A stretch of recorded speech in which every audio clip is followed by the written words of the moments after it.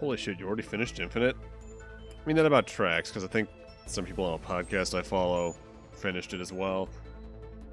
So, hey everyone. Hope you're doing well tonight. James, Wind, Ash, good to see y'all here tonight. So how about that 14 news, huh? You can no longer buy Final Fantasy 14. For now. I imagine that'll probably be lifted probably by end of next month, when congestion calms down by then. Because I imagine that's when the story-onlys are going to be, like, chilled out. The Ishgardian response!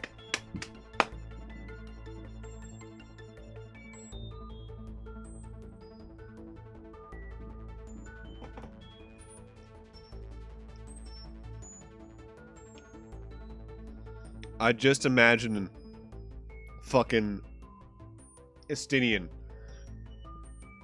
pointing to the gates, going, all of you, out.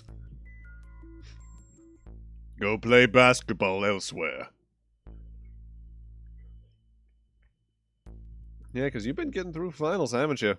Maybe some of those are going well. I know Iggy's all done, as is my friend Kenny. I didn't update the loading title. I should probably do that, huh?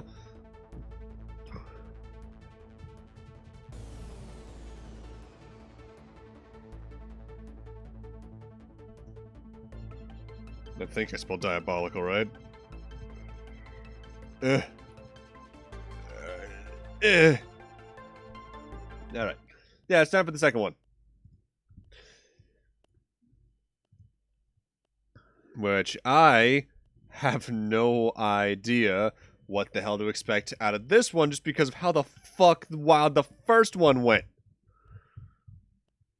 So, as soon as I get my windows all in order, where's Desmume? There you are.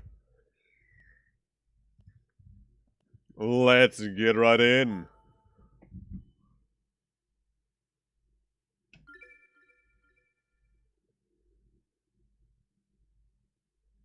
Cam says you have a 92%. Teacher has his ascendant. His overall grades is be mine. What the fuck?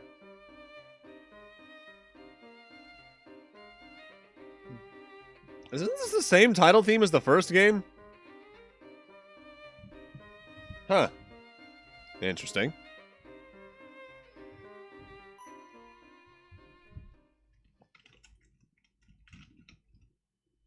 My name. Tell me you please improved your letter recognition. Actually, there's one way for me to tell. That still says that's an F. Jerk! That's the wrong. There we are.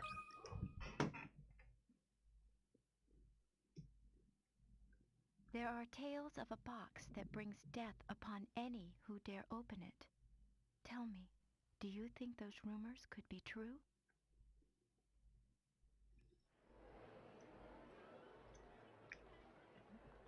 Yo, this is the train station from the, next time on. In the end of the last game. Sorry if you hear crunching, by the way. I have crackers.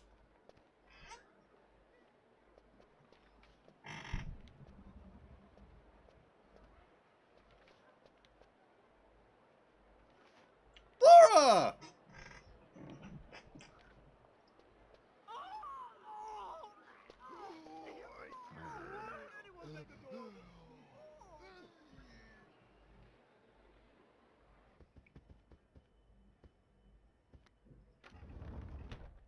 Now this is what I call deluxe. Just look at this room.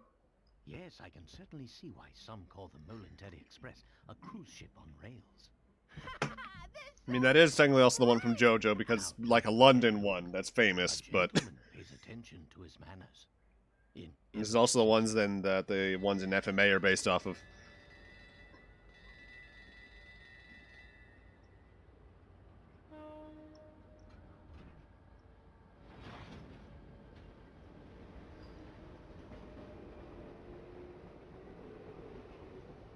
Greenio with a little red. Why do I recognize that color scheme? And then the train starts flying. And it's all revealed this is all a prequel to Sky High. What the fuck? Oh, that's the train. I thought there was just an ominous black cloud going through the city. So what's the actual story behind the Elysian Box anyway? All who open it die, huh? Sounds awfully fishy to me. Perhaps so, but we've seen it happen with our very own eyes. The answer is out there, Luke, but I just need to find it. We will. I know it. Prologue. The Elysian Box. Cheese crackers.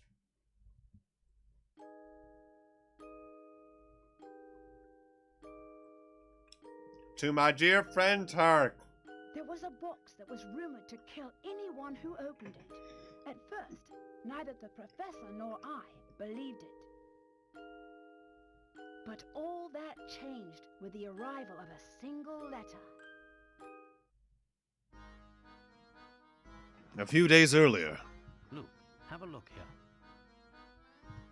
Oh, what's that, Professor? It's a letter from my dear friend and mentor, Dr. Andrew Schrader. Fully voice acted? Question mark? Is everything all right? My dear Herschel, knowing you, I imagine you've already heard of the relic known as the Elysian Box. I'm sorry.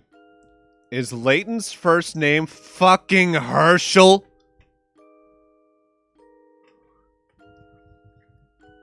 This strange antique is infamous for killing anyone who opens it. Truth be told, I'm a bit dubious of the box's murderous reputation, but you know how I am. We did, didn't we? The moment after I finished saying that, I went, wait, no, we knew that, didn't we? Mentally, I was like, you know what? I'll just let this fuck up lie. Once something piques my interest, I simply must get to the bottom of it. That's why I'm pleased as punch to tell you that the elusive item is finally in my possession. How many times have I, Don Paolo, been fucking trounced by you, Herschel Layton? It'll keep happening if you don't start cooperating. What's more, I believe I'm on the cusp of unraveling a great mystery tied to this box. For the moment, let's just say I have a theory, though I haven't been able to prove it yet. Initially, it was my intention to finish my research before daring to open its lid.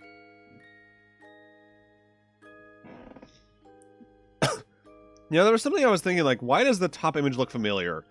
Then I realized he's just a rounder version of the old guy that hires Milo Thatch for the Atlantis journey in Atlantis the Lost Empire. A lot less angular. But I must confess that my curiosity is simply overpowering.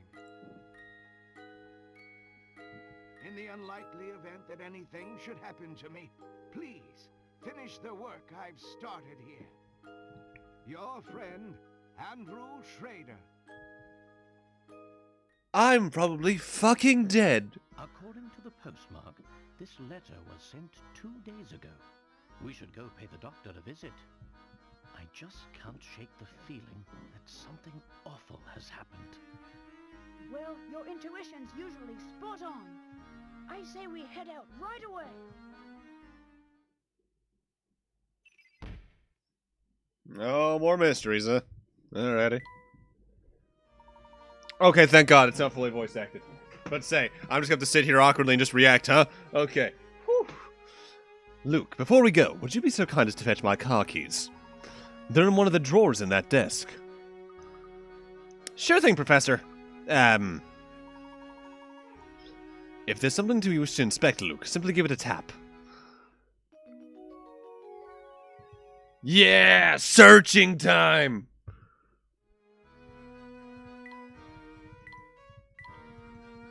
Better not be any fucking hint coins hidden here.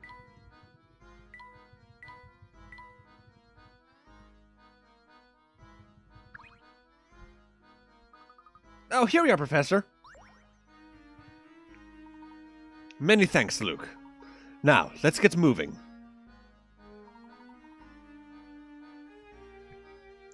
You do know how to move about, don't you, Luke? You bet I do, because I played the first game. That's exactly right. Anytime you want to move, start by giving the shoe icon a tap. Go on, give it a try. That's the way, my boy.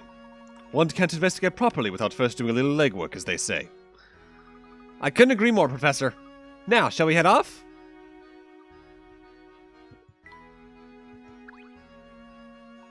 Luke, before we set out, it would be wise of us to confirm the location of that doctor's flat. During one of his visits some time ago, he was kind enough to leave me a map to his home. The map, as you can see, is a rather unusual piece of cartography. Look here, Luke.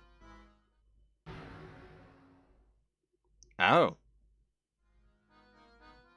Oh, how clever! The map itself is a puzzle!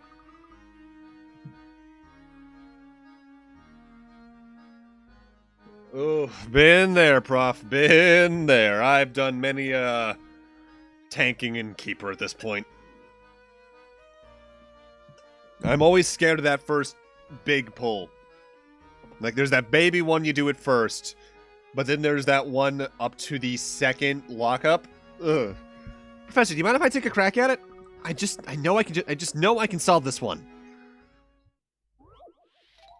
Ooh, the screen's slightly differently colored. Sequel! In the map to Dr. Schrader's home, several pieces in the center have been cut out. Restore the map by inserting the missing pieces in the correct spots. Can't rotate. But I can move and remove stuff. Okay.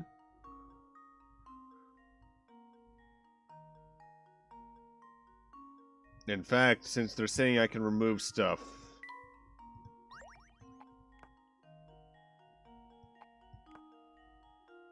Alright, so I can swap around. Well, let's look at the junctions we got so far.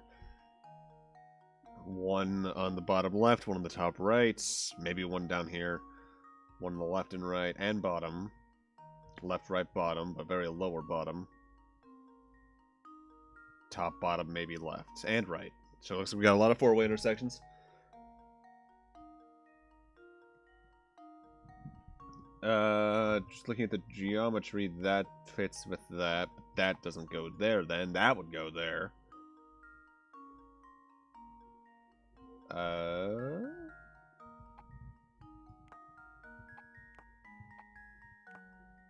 There we go. Let's see if this works. That was almost too easy. Alright, this is a super minor thing, but I don't think it was like this in the first game. Why is the O so wide? Why is its character width so much different than every other character? It's like, correct! Which could be the intention, but that's like a solid 1.5 times wider.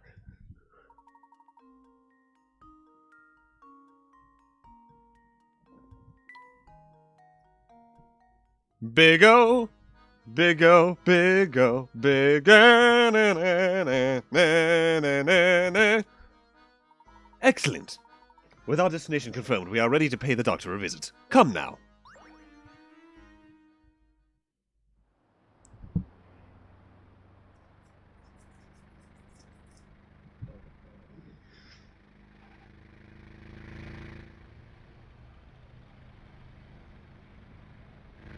Big O is pretty cool.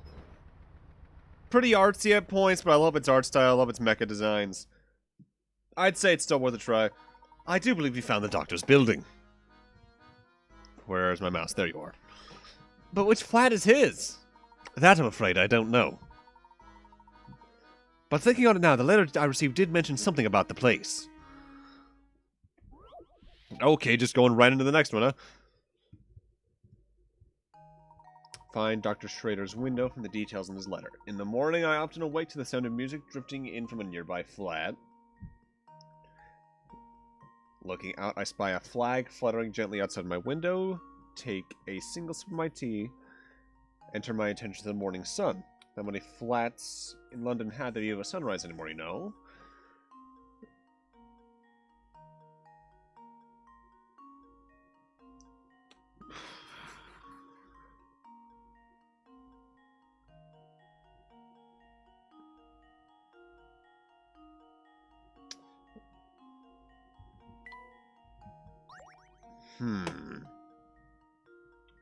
4 of them have flags. One of them has a fake out flag with a shirt. Another just has a plant, so it's one of the 4. It's not the music one. And you can see the morning sun. Well, at least you can more easily see the morning sun, so I doubt it's either of these 2 down here. I think based off that, it's this one? Consider this puzzle solved. Yeah, I really recommend Big O, though. A true gentleman leaves no puzzle If unsolved. only for its soundtrack.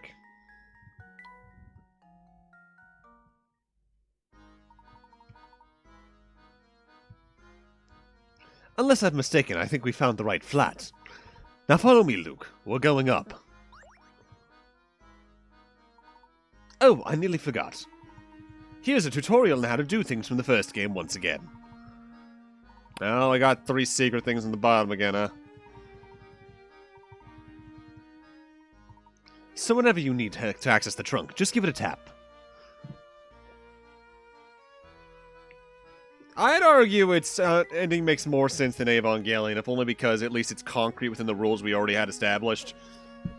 Alright, so it looks like we got a suitcase within our suitcase, which is oddly Mario and Luigi Partners in Time-esque. Some sort of teddy bear holding an ice cream cone. And a camera with a hand grenade.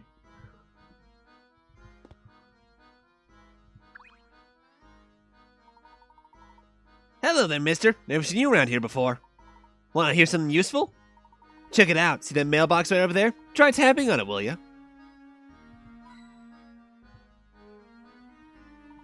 Brilliant. That's a hidden coin you found there. She was in the intro cutscene, so I'm assuming she'll come into play at some point. Ever work a puzzle and get stuck? It sounds like that, but I bet you'd fancy a hint, yeah? Well, when that happens, you can trade in those shiny hint coins for hints. They're scattered all over the place, which means you should always be on the lookout for them. Tap on anything suspicious, okay? Good. Well, that's all I had to say. You take it easy, mister. That is a very Naruto headband, isn't it? Alright. Let's see if we can find any more hint coins then. Aha!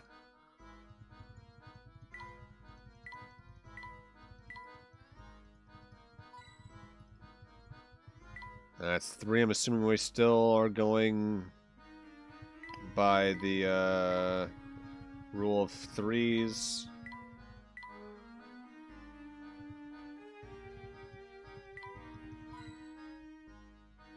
Or we are going by... Wait, that might still be rule of 3s, and it's just that the tutorial one doesn't count. Even then, the first game had fucking 4 coins on some.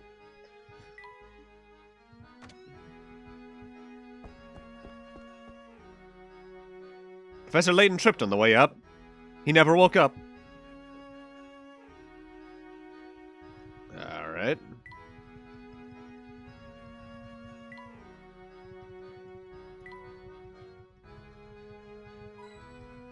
Aha!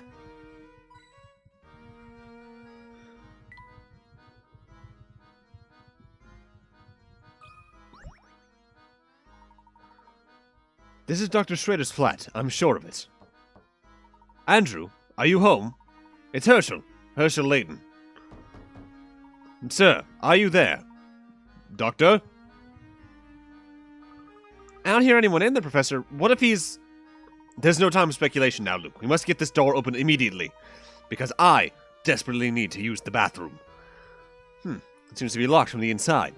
But without a key, there's no way to get in. Ah, of course. In my haste, I forgot about these keys the doctor included in his letter.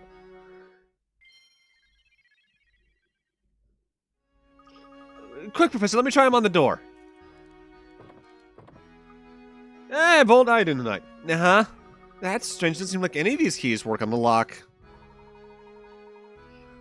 Luke, don't you see? Dr. Schrader has set us before us yet another puzzle to solve.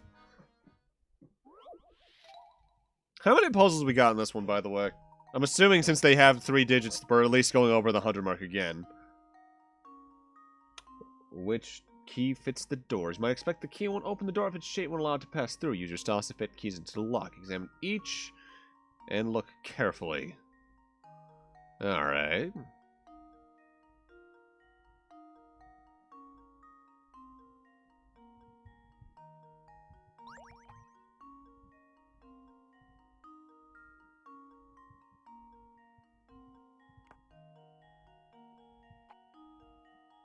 So I'm not allowed to look at this from a third dimension, so I'm just looking at what fits here then.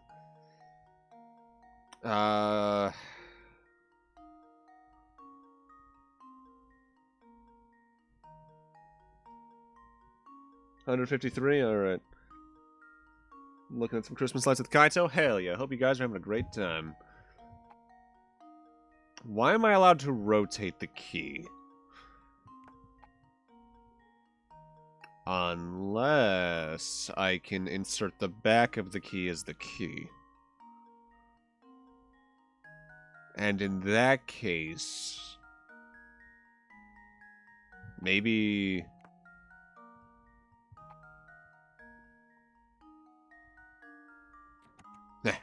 yes! Here goes. That was almost too easy. That's already such a more interesting third puzzle than what the first game had.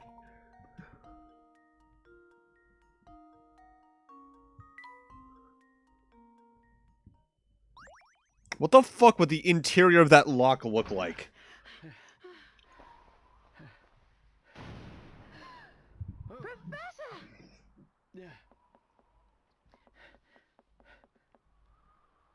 No, untrue. How could this have happened? So sometimes voice acting. Okay. This is terrible, Professor. Do you suppose the Elysian Box did this to Dr. Schrader when he tried to open it? I honestly don't know, Luke. And then there's Andrew. He's dead. But that can wait. Right now, we need to notify the police. Of course, Professor. Hmm? What do we have here?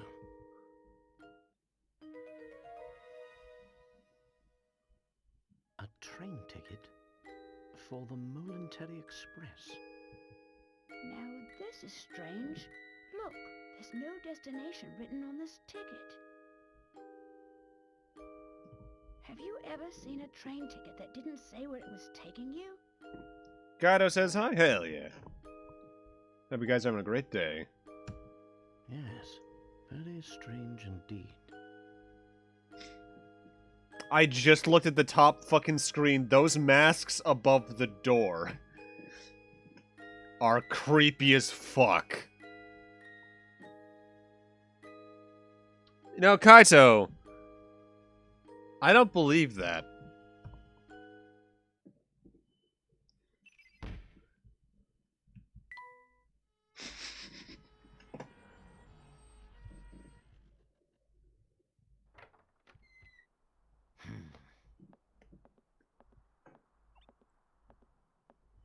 Calmy's back, huh? This is the first time we're actually meeting the real one, then. Huh? Hey, it's you! Well, Inspector Chelmey's the name. Chelmey's how You it's pronounced, took down then. the body, did you? No, Luke, let him go. Luke, stop that. That's his face. Listen here, Luke. When next we see him, he better look like the Iron Maiden logo. Damn it! Face doesn't come off. He's the real deal. What in the blazes? That's my face, not some piece of taffy. Certainly as stretchy as Taffy, goddamn. I'm so sorry, sir. I didn't mean it. I was sure we had another imposter on our hands. What in the world is this child talking about? I swear, young ones these days have no manners. My apologies for the confusion. Allow me to introduce myself. My name is Professor Layton. I'm a professor of archaeology at Gressenheller University. And I'm his apprentice, Luke. Interesting. So if I understand correctly, You keep a child around as an apprentice, do you? Well, it sounds better than kidnap victim. Not at all, sir. In truth, he's... Professor Layton's apprentice, like I said.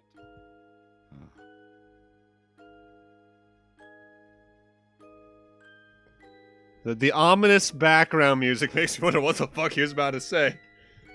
Well, it's really none of my concern.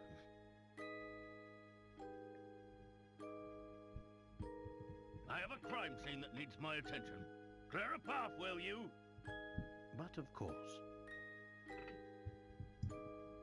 Luke, not a word about that ticket to the authorities, all right? You got it, Professor. Yes.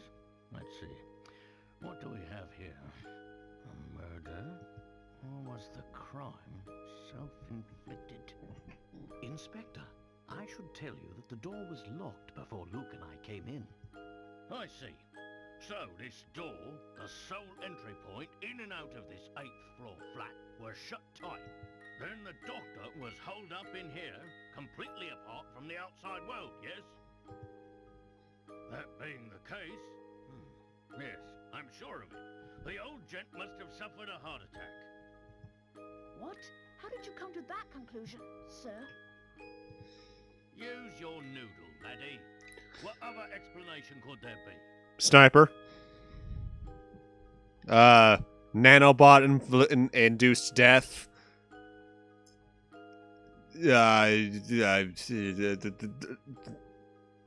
Gears stopping to work.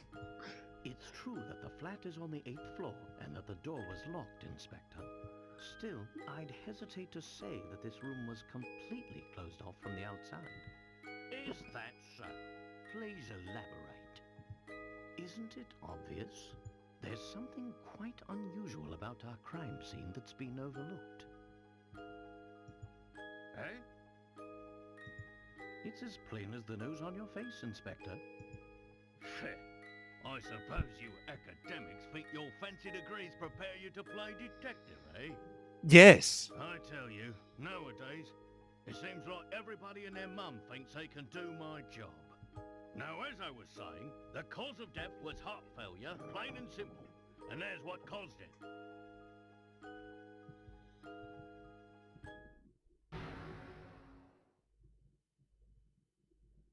This?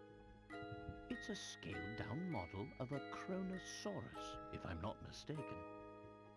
I reckon that ugly mug will give anyone nightmares. Here's what probably happened. Better yet, why do you know the exact species of dinosaur? What kind of archaeologist are you? The old fellow turned on a light, took one look at the beast, and then keeled right over. Like the fucking bit from Holy Grail? But this is the doctor's own home. Why would the bones he put up himself scare him? People have a way of becoming forgetful with age. Not that you'd understand, boy. Well, you're right about that. I don't think I understand it at all. Mr. Layton, was it? No? Ah, yes, Layton. Mr. Layton, what do you think? The scenario you paint certainly isn't out of the realm of possibility. However, I would say it's rather unlikely. But, considering the lights were off when we entered the room, I don't think we've found our answer yet. Oh, really? Furthermore, look around you, Inspector. Doesn't anything strike you as odd? Everything does in here, chap. What do you mean, Professor? Study your surroundings, Luke. I'm sure you can see it too.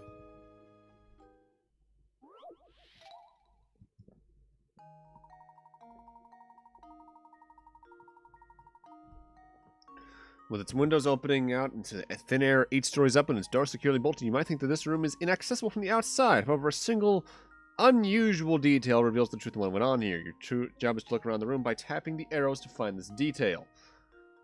Once you've got it, circle the arrow with the stylus and choose submit to give your answer. Make sure to circle only one object when you answer. Alright.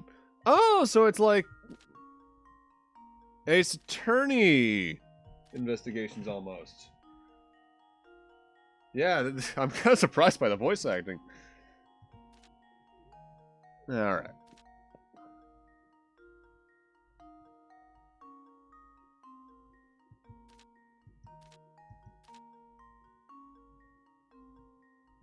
So this is a professor's room, so I should discount anything that's actively unusual, like the skeleton or the fucking sarcophagus. Whatever the hell this thing is.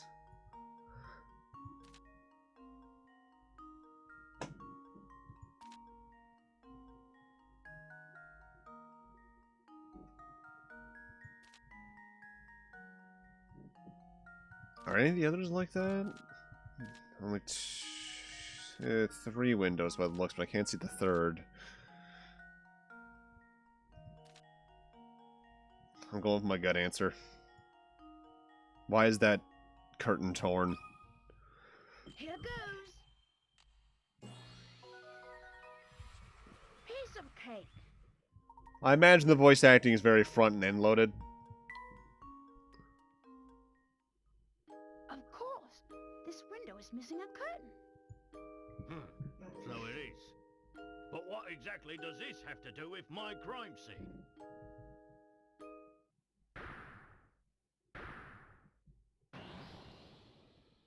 Oh! It means someone exited the building through this window, and I'll bet he's our culprit. I'd say that's a sound theory. Well done, my boy. Oh, yes. Sound as a pound. I was just about to propose the same idea myself. Ah, bullshit. Liar! Luke, what have I told you about taking my own lines? Shh, Luke, listen. I don't believe our friend the inspector will be of much help to us. What say you and I conduct a little investigation of our own? Professor, look! There's something in Dr. Schrader's hand.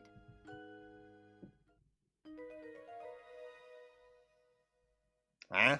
It's an old photograph, but it's been torn into so many pieces, I can't make out the original image.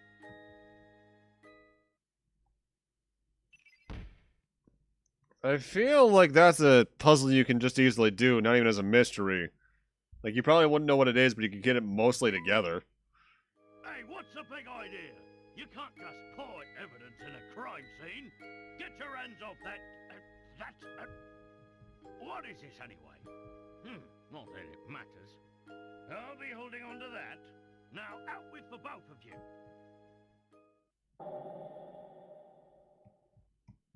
Oh, it's this game's painting, isn't it? Uh-oh.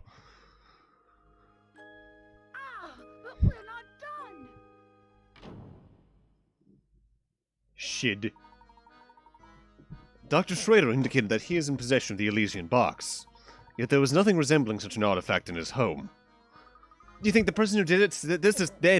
wow. Do you think the person who did this to him is after the box?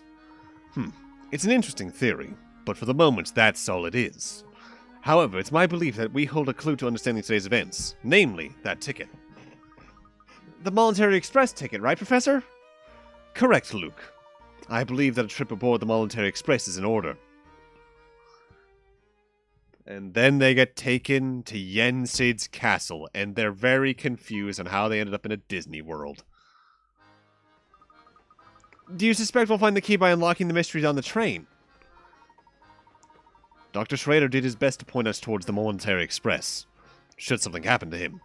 Sure as fog on a London morning, I know the answer will lead us to the answers we speak.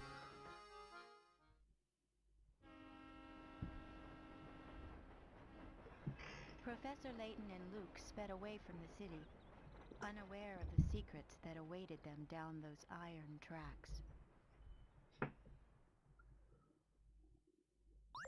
That just reminded me of a very obscure fact from my childhood. So I like Transformers. Big surprise, I know. I think I've talked about it even before. 2001 Robots in Disguise. I didn't like the train Transformers because every time they transformed, I imagined the people inside them getting crushed, and that disturbed 3-4-year-old me.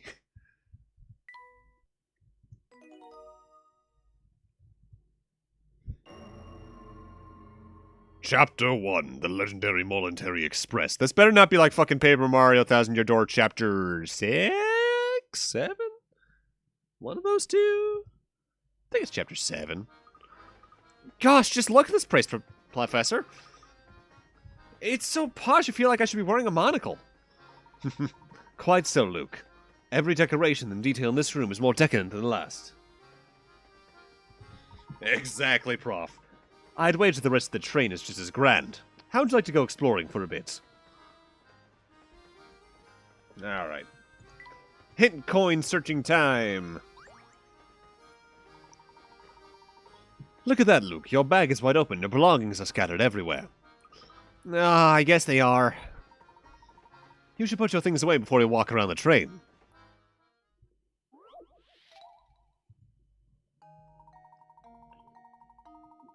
Luke's belongings are... Okay, so it's one of these puzzles, then.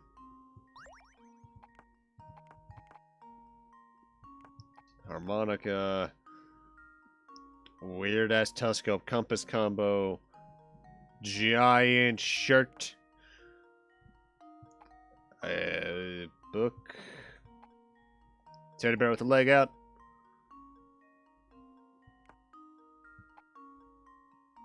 Spatula and pan and a shirt. Alright. Well, the way I usually do puzzles of this variety... I didn't even notice the fucking boomerang.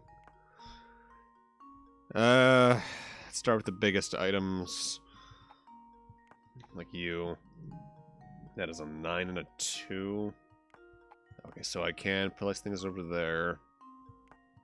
I cannot rotate, so they have to stay the way they are.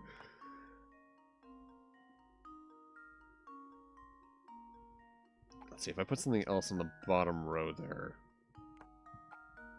What?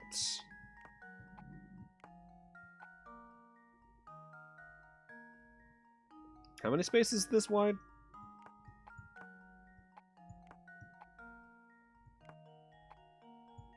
Because that might... Yeah, alright, I think we got a good start here. That's 3 tall, so that would fit there. And that gives me a perfect filling for that.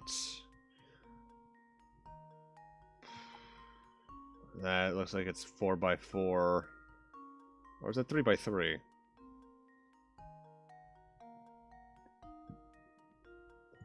Paper Mario? That was the chapter where... Actually, wait, I can make just a straight up fucking box, can't I? Hell yeah. That chapter of Paper Mario Thousand Year Door was the one where you're on the train for most of it. You fight that weird tentacle ghost, you go to this weird haunted train station. And, then you end up in a museum. Whew! It was a tight squeeze, but everything's finally packed away. A bit of planning will prevent this type of scrambling in the future. Yes, the murder mystery, where you continue confused for Luigi for all of it. You're right, and I do feel better with everything put away. Come on, Professor, let's look around some more.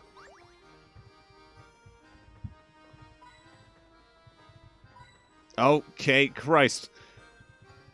Alright, so 2 for 3. Where the fuck's the last one?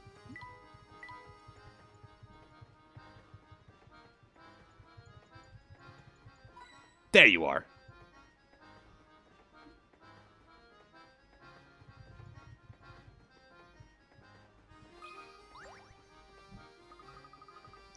That's one of those chapters I liked as a kid, and I go back and I'm like, this feels tedious to me. Oh, ew, Professor, the sugar's covered with ants. Oh dear. I'll have to remember to get sugar from my tea elsewhere.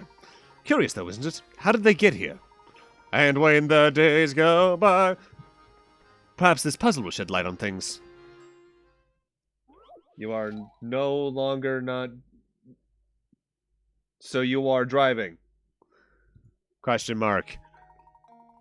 Busy ants were tirelessly carrying food back to the nest. One day, one such ant was returning with their food when he bumped into an acquaintance in front of the nest. Whoa there, doofus. Don't you know you took the longest possible path to get back to the nest? Think about where you're going, man. Alright, so how is this working? This is like... Alright, so it is the grid-based stuff. So let's say this is 1, 2, 3, 4. This is a 4x4. Yeah, 4x4 squares. We got 16 units, so we need to figure out the best way to use the most of that.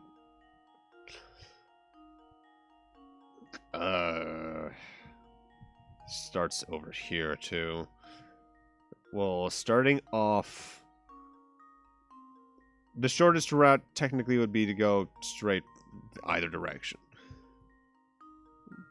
But if we worm our way around, that could be long. Additionally, we could also do the other strat and just start from here, where that's definitely the longer pathway. But what from there? Actually, assuming this is the right starting answer...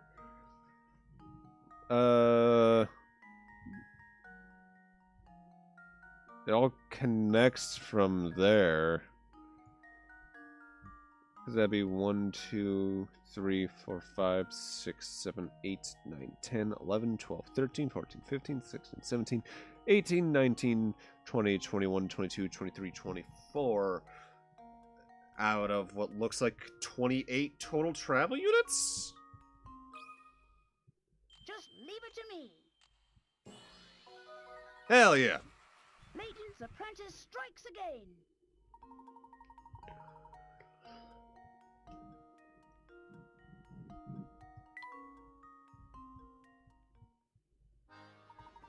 You've got it, my boy.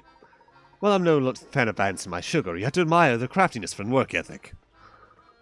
Maybe they're working so hard because not even the sugar on the Military Express is extra fancy. Perhaps, I must admit, it is a compelling motive. It's shocking how much warmer the professor has now, just by his portrait no longer being front-facing. Remember, Luke, we're here to find the Elysian Box, so don't get sidetracked. You don't have to tell me twice. Now, why don't we start our search by investigating the terrain? That's the start of Chapter 1 proper. Hello, what looks to be very large child. I'm going to look for hint coins first.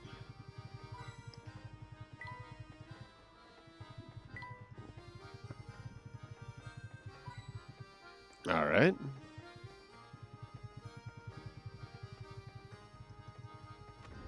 Oh, okay, that just takes me back in.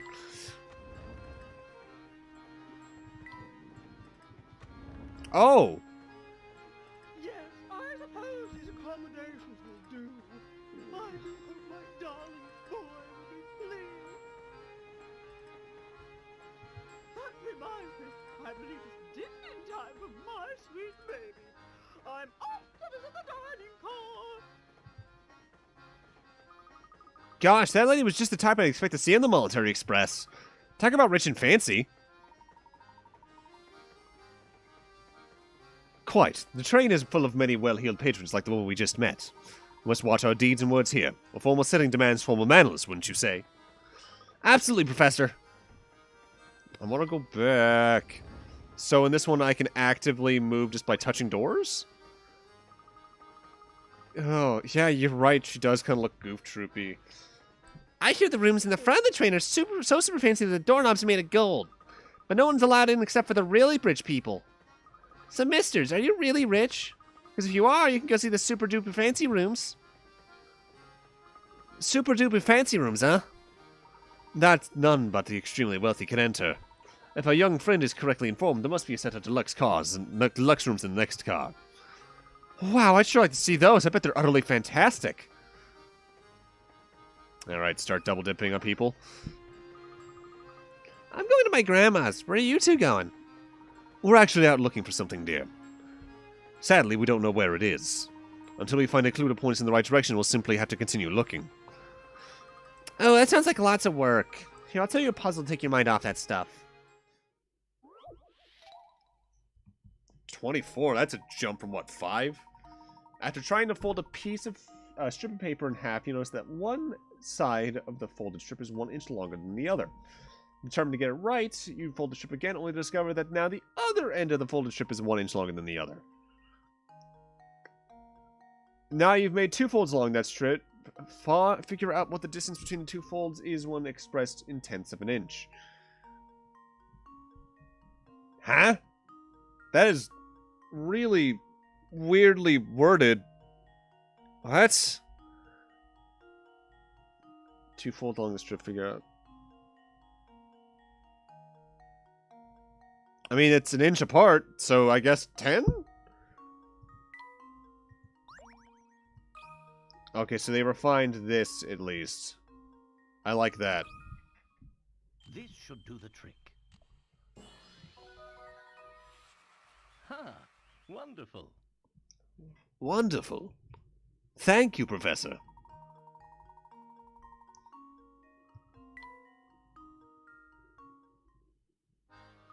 You got it. Wow, those hats you're wearing must be thinking caps or something. I'll be fine whatever it is you're looking for, misters. I can't wait for her to be the villain of the game. Alright. More hint coins. Give them all to me. That door's open. I don't trust it. Oh, hi.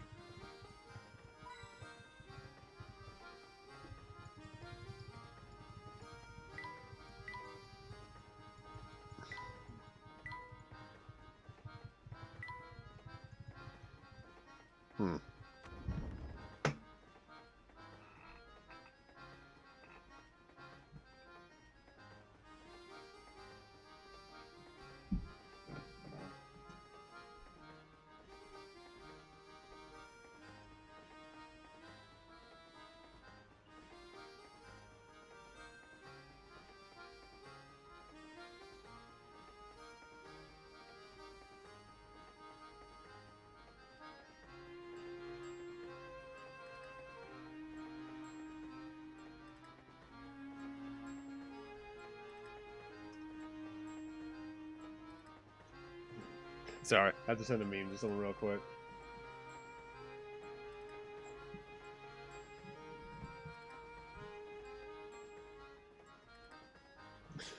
Okay, barge into someone's room. This totally won't end poorly.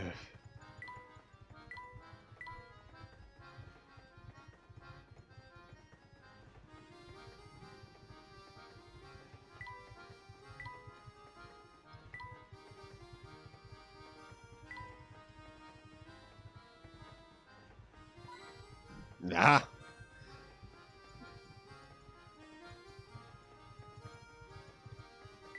I will find as many hint coins as I need to. Yes! Alright, so where's the third? Water pitcher? Okay, water pitcher's a puzzle. Just look at the craftsmanship on this pitcher, Luke. I'm almost certain it was hand-blown. Who knew that something as ordinary as a pitcher could be so fancy? What could be more relaxing than sitting in your suite with a cold beverage and watching the sunset? Not being on a giant metal death trap going at least 10, 20 miles an hour. If not faster. I actually don't know how fast trains go because I've never ridden one. I've ridden trams, but not classic trains like Boston's T stations and all that. Now, speaking of beverages, or in this case, deadly beverages, I've got a puzzle for you. Let me at it, Professor. Don't drink the deadly poison, my boy. Two men, known here as 1 and 2, are playing a strange game. First, both men put their empty pitchers on the table. Next, a judge brings a pitcher filled with purple poison and places it in either spot A or B. The judge then starts shifting the poison from one pitcher to any adjacent pitchers over and over. After moving the liquid 55 times, the owner of the poison-filled pitcher must drink its contents. If you were the judge and secretly wanted one to win, would you place the poison-filled pitcher down in spot A or B?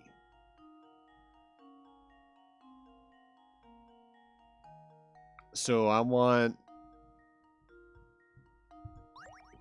this guy. I want one to win. So if I placed it in B, it would go over to 2, then 1, then that. So that's, if I chose A, 1, 2, 3, 4, 5, 6, 7, 8, 9, 10, 11, 12.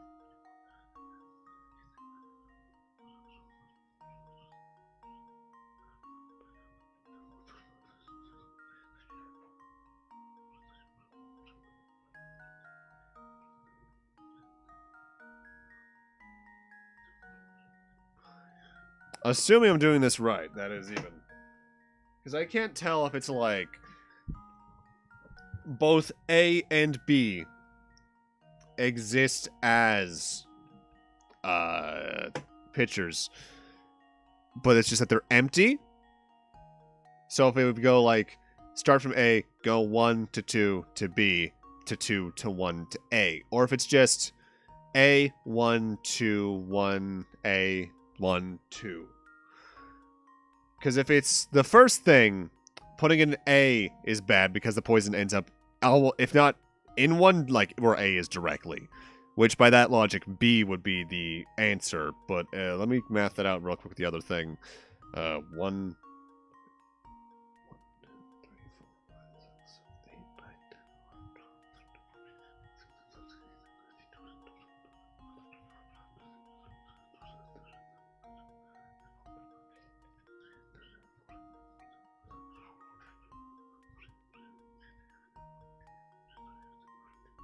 Alright, if it's the other thing, one is A is also a bad choice, so I guess it's B. Here goes. Piece of cake. Okay, so it was the latter.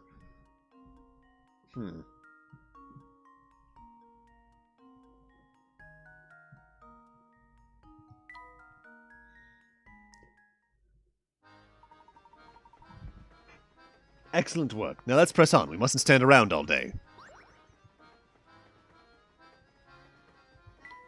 Guess that's all there is in there. Oh my god, that is a cast of characters to be immediately assaulted with. That grandma is so happy to be having that conversation with that dude. Okay, there's the hint coin. Is there another one on the screen? I'm assuming there is. Don't want to touch the door. I touched the door. Wow, just look at all the stuff there is to eat. Yes, it seems that the Military Express is a first-class operation, right down to the kitchen. More food names, huh? Oh my, passengers in the kitchen. I'm sorry, but we just can't have that. Wearing those dirty clothes of yours in here could be a health code violation, you know. I'll have you know there's nothing at all dirty about our clothes, sir.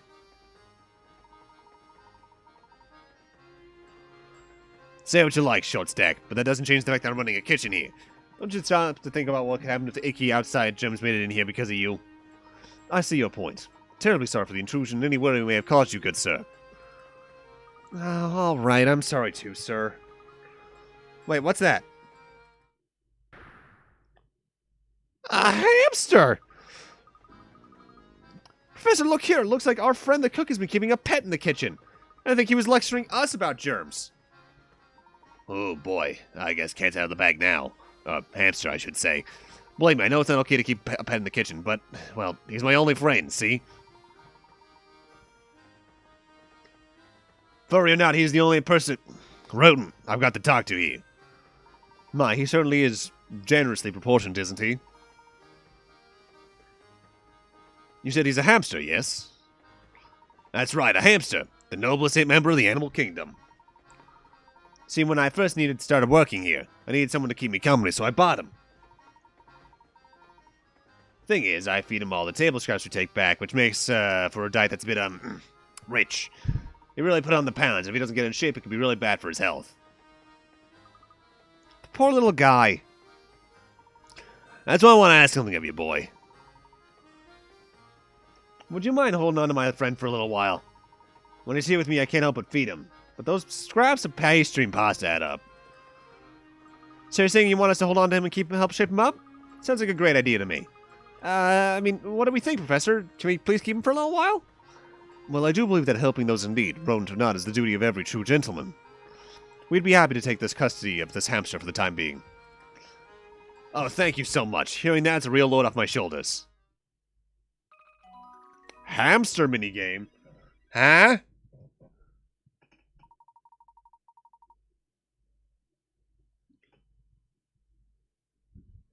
You fused Yoshitsune? Fuck yeah, Hasso Toby.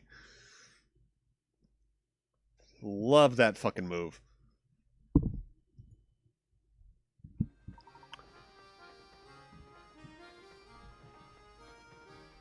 Oh, and one more thing. As we don't be seeing each other for a while, please give him this apple, would you? He loves him so. Hamster toy? Oh, I'm gonna miss my little guy. Please take good care of him. Don't worry, he's in good hands. Hamster name? Yeah.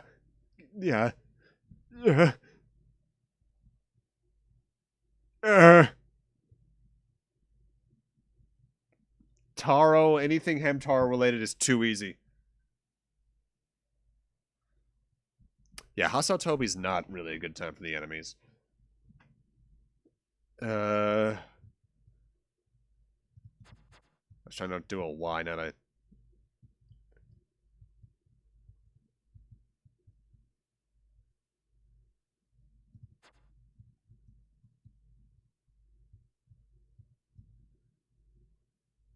Yoshish! Luke has named his new hamster friend Yoshish. Okay, little guy, from now on, anywhere I go, you'll go too. It appears your special talent with animals has earned you a new friend, Luke. I think so too, Professor.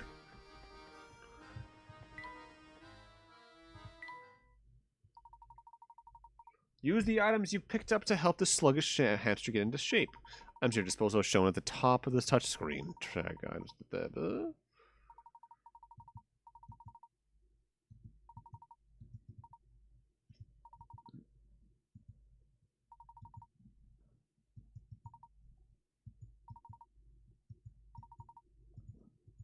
Alright, so it's...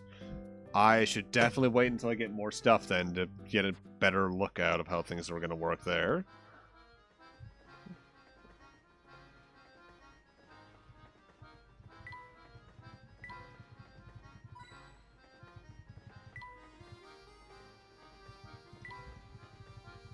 Alright. Oh, shit. Sorry, Macaroon.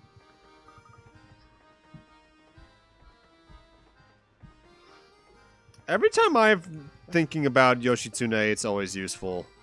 Because I think he's at least... I believe Yoshitsune is a Nocturne. But I forget where they first appeared.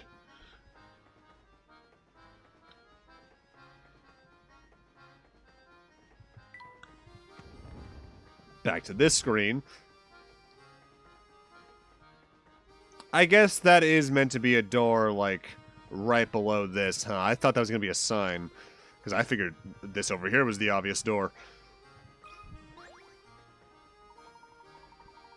I'm dreadfully sorry, sir, but I'm afraid that all the seats in our fine establishment are taken right now.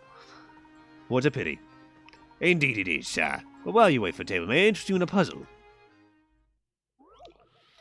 Dining couples. 4 couples sit elbow to elbow in a crowded dining car. All diners are sitting next to or across from their partners. The Joneses are sitting by the aisle. Mustachioed Mr. O'Connor sits beside his wife. Mr. Lambert sits across from his wife.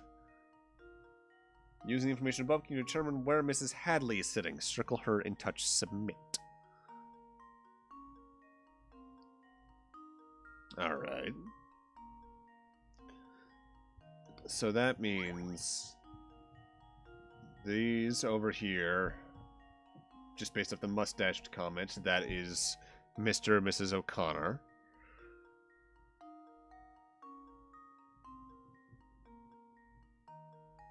The Joneses are sitting by the aisle, which means they both are, which means these are the Joneses. Mr. Lambert is across from his wife, which means that's these guys. So Mrs. Hadley is E? And now to test my theory. And there we have it.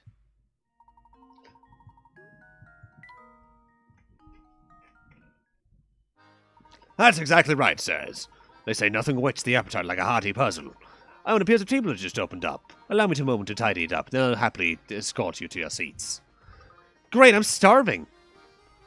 Oh, good, our table's finally ready. We'll just be taking our seats then. Madam, please wait a moment. You see, these passengers have been here much longer. Nonsense, you'll not hear another word of this. You take these people before us. We are insulted.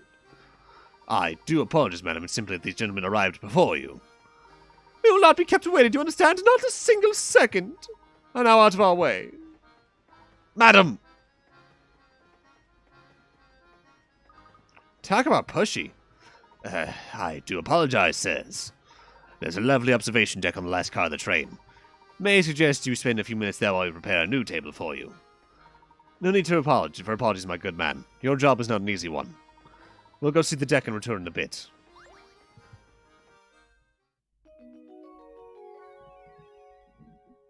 Damn right. Damn right.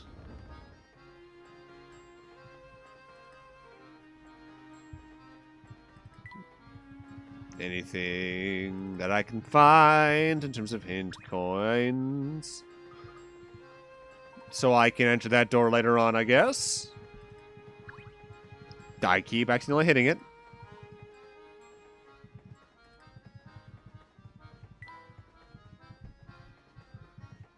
Actually, now looking at the top screen, that is like the only door we can see into.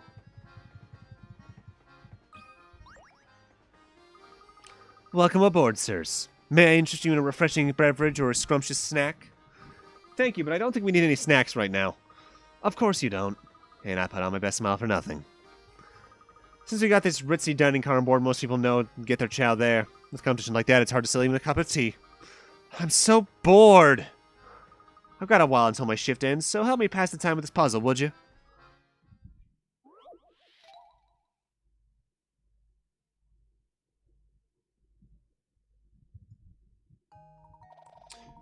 Now, here's a tasty puzzle for you. Your task is to take that big stack of pancakes on the left plate and move them to the plate on the far right. In doing so, however, you need to follow these rules. You can only move one pancake at a time. A pancake can never rest on another pancake smaller than itself. Feel free to shift things around as much as you need and use the middle plate and complete the puzzle. Alright.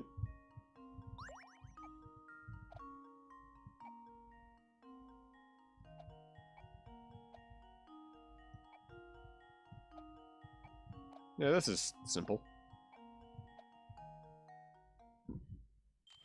Let's see if this works.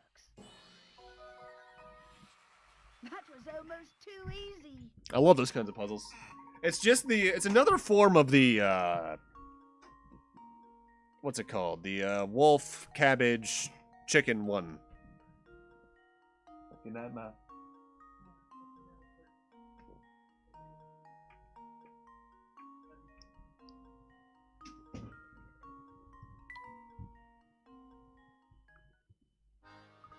Whoa, check out the brain on you, kiddo. So listen, our next stop's in this dinky little two-cow village called Dropstone, right? There's like nothing there. I'm sure wish we could stop at somewhere more exciting than for a change. I guess that's working a job for you. Sometimes you just have to deal with crippling boredom.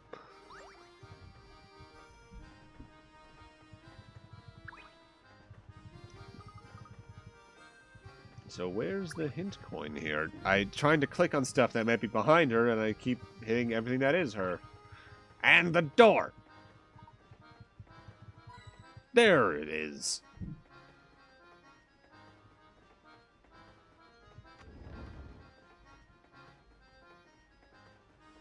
Alright. One down.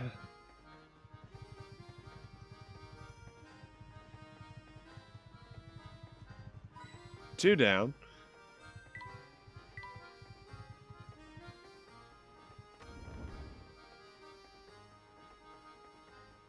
Why?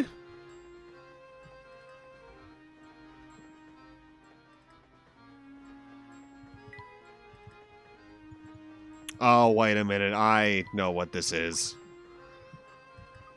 Say, Professor, does that little shack over there seem a little familiar to you? Indeed. Unless I'm mistaken, this must be the residence of you-know-who. I have a feeling she'll be a big help to us again.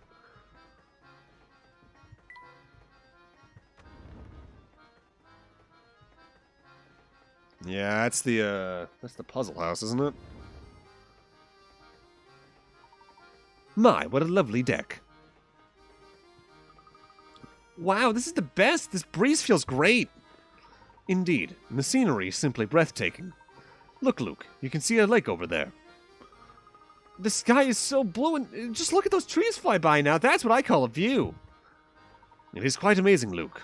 Goodness, all this talk of pristine scenery reminded me of a puzzle I heard once. Why don't you try it? The forest below contains 4 types of trees. Use your styles to draw dividers in the forest so that you form 4 different sections. Each section contains one of each type of tree, and the trees must be connected either horizontally or vertically, but not diagonally. Okay. So we got 4 of...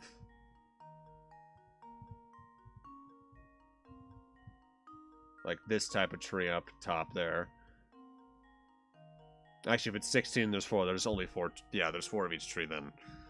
Alright. So we got branch, evergreen, whatever the fuck this thing is below this, and fruit tree.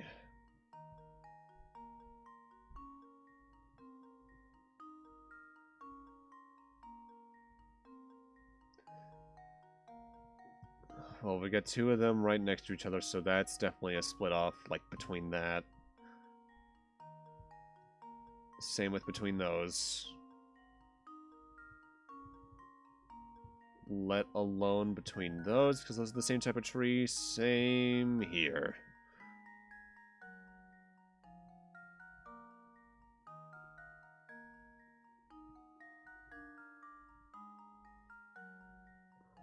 And I think this is also closed up, because then there'd be 2 of that fruit tree.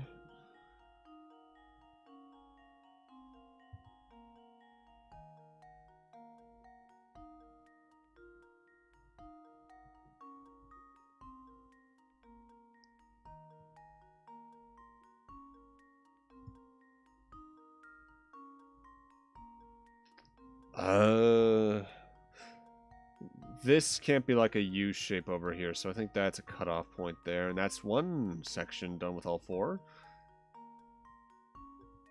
And from here, the rest is probably going to fall together pretty quickly. Yeah, because now I can do that. And that looks good. Here goes.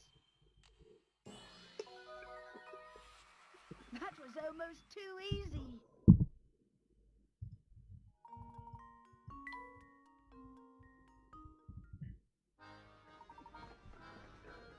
That's exactly it. Well done. Well, did you expect any less, Professor? Wow, it feels so nice out here. I almost forgot we're supposed to be searching for the Elysian Box. I can't say I blame you, Luke, but that box led the Doctor to his death. Come what may, I will solve this mystery. Of course. I might not emote much, but that's mostly because I don't have the facial features for it. I mean, look at me. My mouth is a solid half face length down from the top of from the bottom of my nose. My philtrum is huge. I think we finally have a good grasp of this train's layout. I think it's high time we began a proper investigation. Okay, Professor, let's get to it. At least I think that's called a philtrum. Am I using that word right?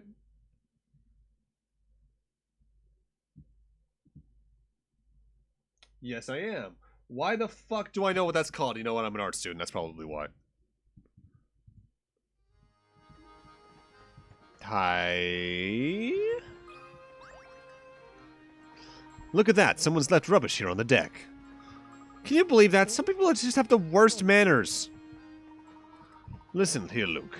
A true gentleman cleans up after himself, and others should the need arise. What do you say we take care of this mess? Taking out the trash.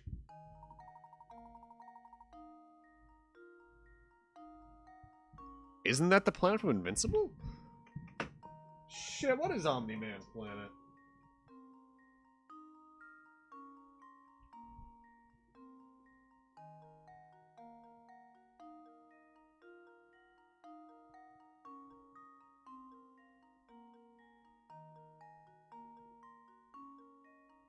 That's Viltrum.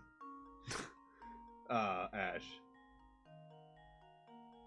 Get a bell so you can drive home. Alright, have a good night, Bolt, if you don't make it back in time. Drive safe. Oh, fuck, we're already in a slide puzzle.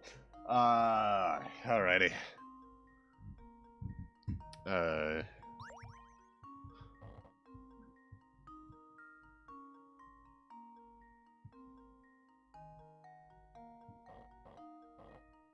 No, that.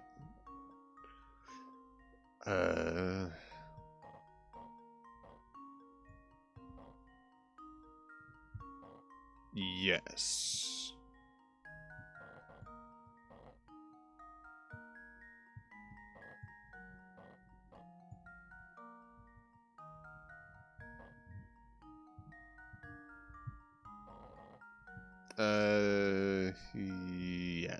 Yes. Because now I can do that. Move that up there. Not move that there, though.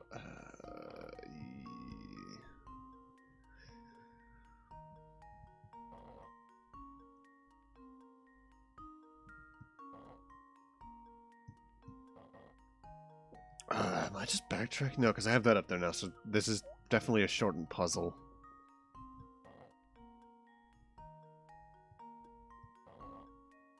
Oh, yeah, now we're getting somewhere. Because now I can put that up there. That there.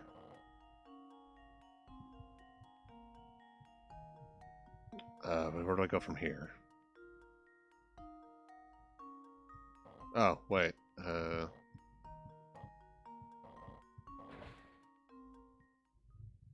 now to test my theory. Yeah. Gentleman leaves The no planet trace is of his Viltrum. The groove between the lips and the nose is the Filtrum, as in, like, Phil of the future.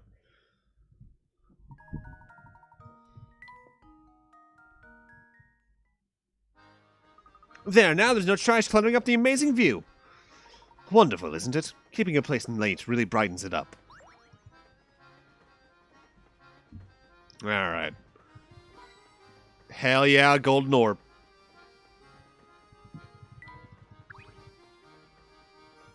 My, this observation deck certainly does come at an impressive view. Light bulb?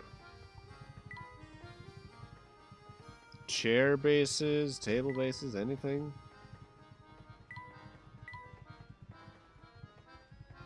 Maybe there's only just one here. Oh, no, there it is.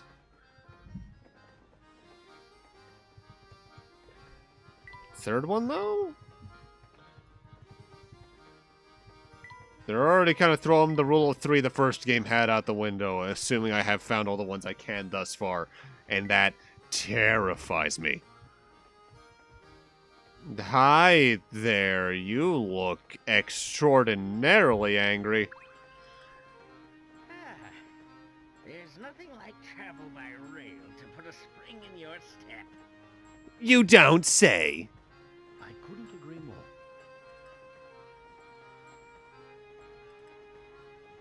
And there's no better way to do it than on a train as fine as yours, Mr. Beluga. So you know my name, do you? But of course, this train and its owner have quite a reputation in London. I've seen your face in the papers more than a few times. And you truly look like you could use some sleep. Oh, is that so now? I'm sorry, my friend, but I can't say I know you as well as you seem to know me. The name is Herschel Layton. I'm a professor of archaeology by trade, but a train enthusiast on the side. Hold back the Thomas jokes, Kyle. I've heard tales of this train's grandeur, so I decided it was time to experience it firsthand. Well, isn't that something? It certainly is a pleasure to meet you, Mr. Layton, was it? The other obvious joke would be selfie from Final Fantasy VIII, but that's no. Oh my, just look at how late it's gotten. I really have to run. Do enjoy your time aboard. I do like that they gave each character a little voice just for their introduction, at least the major ones so far, because obviously not everyone has. So I'm assuming like Beluga and the Karen Babette, I think I saw her name was in the menu there earlier. Babette are probably gonna be plot important. I like trains. Why don't we head back? Why don't we head back to the dining car now, Luke? I've worked up quite an appetite. I don't need these little. Well, actually, I don't know how to feel about them because they've done this like 5 or 6 times already now. Those updated objectives are handy. Maybe it's like a little on the very top left of the bottom screen, just to like, here's your new objective. Or like a checkup point on the menu. Them showing that every time makes this game really feel like it's aimed at what its target demographic really is. Because this game, these are meant for like 8-year-olds. Which makes me question, why the fuck is the math so hard? Welcome back, sirs. My deepest apologies for the long wait. Let me show you to your seats. Alright, it's finally time to eat. My sentiments, exactly. Wow, look at all these choices! It's enough to make my head spin! Oh, look over there. There's some sort of commotion going on. That is a really smooth animation. Like that's maybe 6 frames? Maybe 4. That's like 4 to 6 frames, I think. But that's a really smooth character animation. You call this hot cuisine? I call it slop.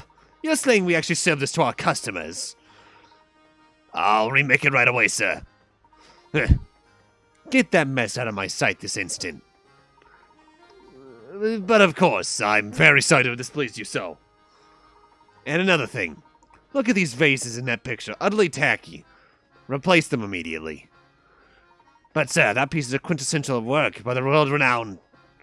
I don't care if the Queen of England painted it. Replace it and be quick about it. Yes, sir, of course. I'll make the arrangements at once. Hey, it's that same man we saw earlier. I don't think I've ever seen anyone so bossy. And loud.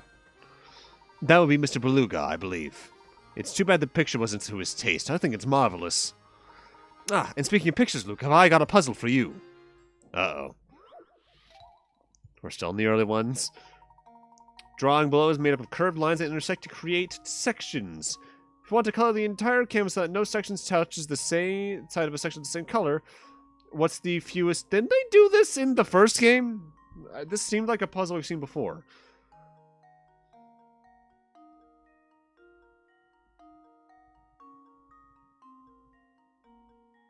You can use the color the amount of times you need to, as long as it doesn't touch more of the same color.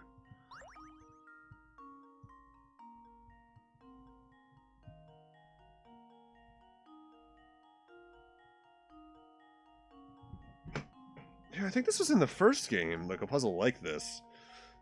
Wait, this is a straight up memo button? Oh, thank God, there's marking. So say that's color 1. All of these could be, assuming diagonals don't count, all those could be color 2. Color 3, color 3, color 3, color 3, 1. And then this could be color 2 as well. Well, let's say that's 1. Actually, no, that has to be 2. Because then this has to be 2, so this can be 1.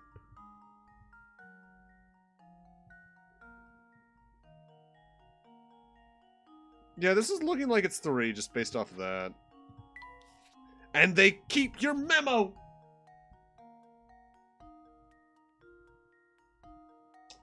Yeah, it probably is, because then I can be like,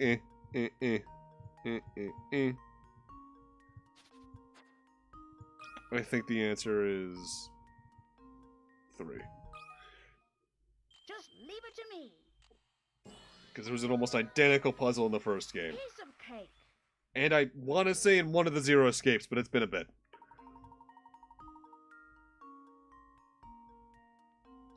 Okay. Not how I was thinking they would do it, but I guess that would work.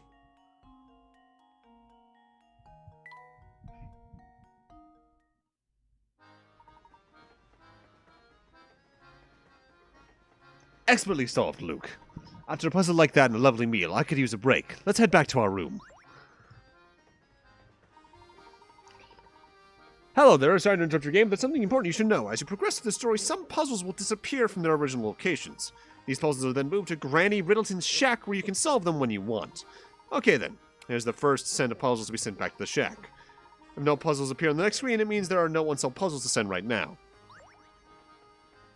They actually tell you which ones get moved. Okay, instant improvement because then you know if you fucked up. That's so good.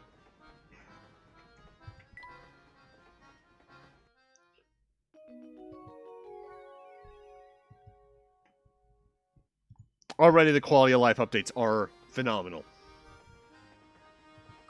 Got anything new to say? Thank you for your patronage, sirs. I hope our cuisine was to your liking. Oh yes, both the variety and execution were excellent. You honor us, sir. Professional servers such as myself live for words like those. As a fan of diverse menus, perhaps you might enjoy this puzzle, sir. Oh boy.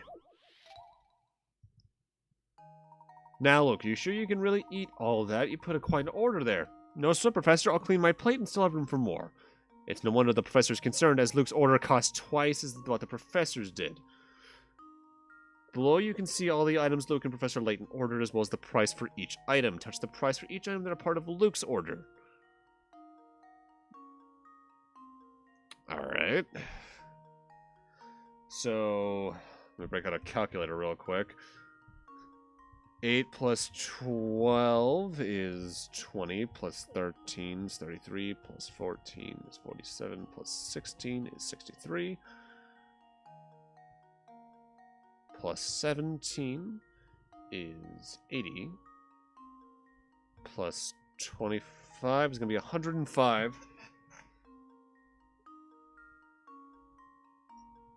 Oh, well, that's pretty straightforward. I have to figure out what adds up to that now. Because if it's twice as much, that means that is a 70 and a 35. Now I just need to figure out what the fuck adds up to 70 exactly.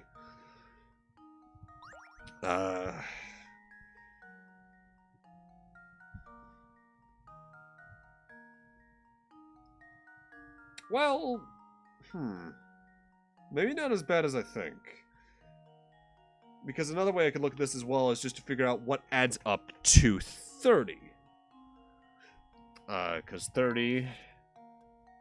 It wouldn't be 8 and 12 because there's no 10. I guess it's 35, so it could be... No, because there's no 15.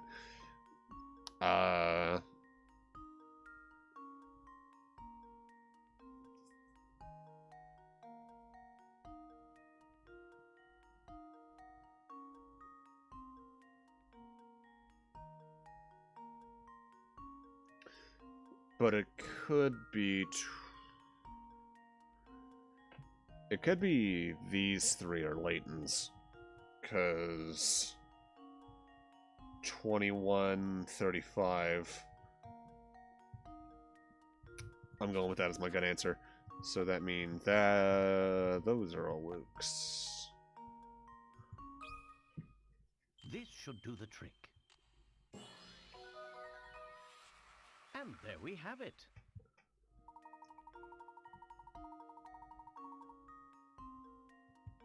Damn, Luke. Holy shit.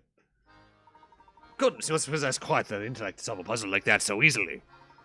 Now, as we have some time until our next destination, I invite you to sit back and enjoy the ride. Oh, wow, the NPC is actively cleared out, too, I just realized. Huh.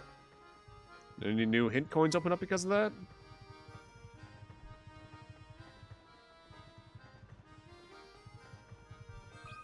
Oh. No doubt about it, the Momentary Express is the last word in luxury. Even the crystal is first rate. I'll say, look at this glass. Yes, its etching is quite impressive. Oh, and speaking of glasses, have you heard this one, Luke?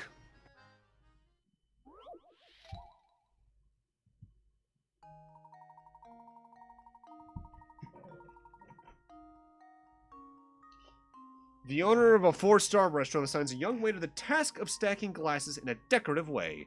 Eager to please, the waiter immediately draws 5 separate designs and shows them to the owner. The owner takes one glance at the designs and, with a look of irritation, turns to the boy and cries, "This design is preposterous. What are you thinking?" Which of the 5 designs is the owner talking about? I mean, they're all kind of ridiculous. Like, A and B are just asking for something to crash down. C is probably the most effective.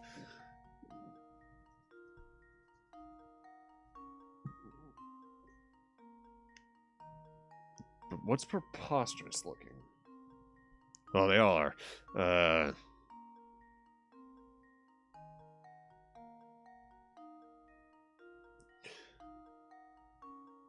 Although one of these things is very much not like the others.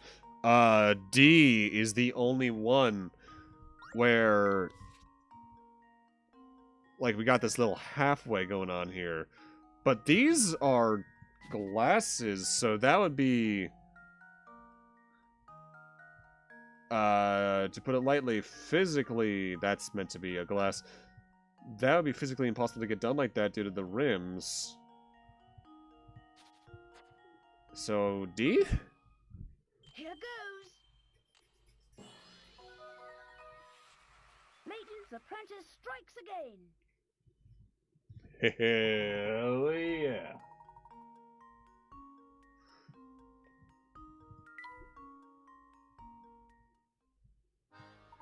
Nicely done, Luke. Now let's move away from the glass, shall we? It'd be all too easy to break it. What is this TikTok I've been sent?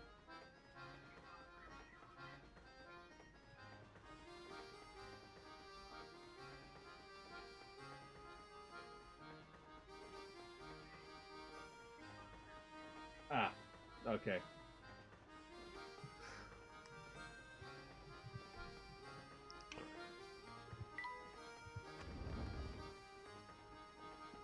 Now, what do we have here? My boy, my sweet little boy, you've got to do something right this instant. Search the entire train. Madam, please calm down so I can understand the situation. Oh, Inspector Chelmy. I had no idea you were on board. It isn't Mr. Layton. What are the chances, eh? Well, that's enough small talk. I have other matters to attend to, namely a missing boy. Seems this woman's child's gotten off to somewhere. I don't suppose you've seen him around. No, I don't believe I've seen any young boys. My little boy wandered off and he hasn't returned yet. I'm simply at my wit's end worrying about him. Do I think you could finish Endwalker by tomorrow? Third dungeon is the level 85 one, right?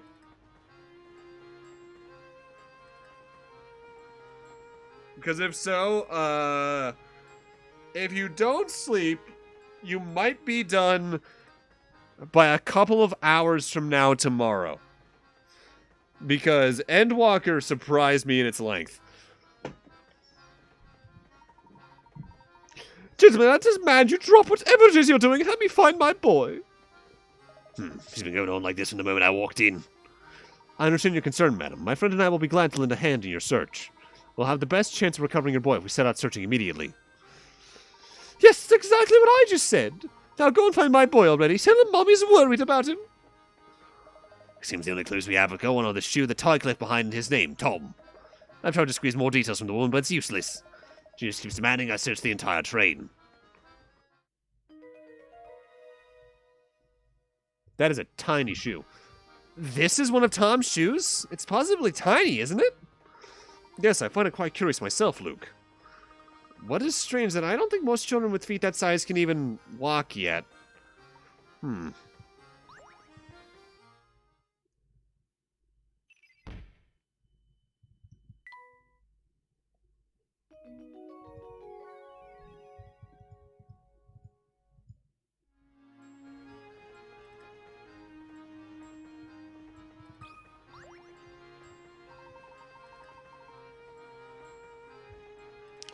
It was certainly a surprise to see you on board, Inspector.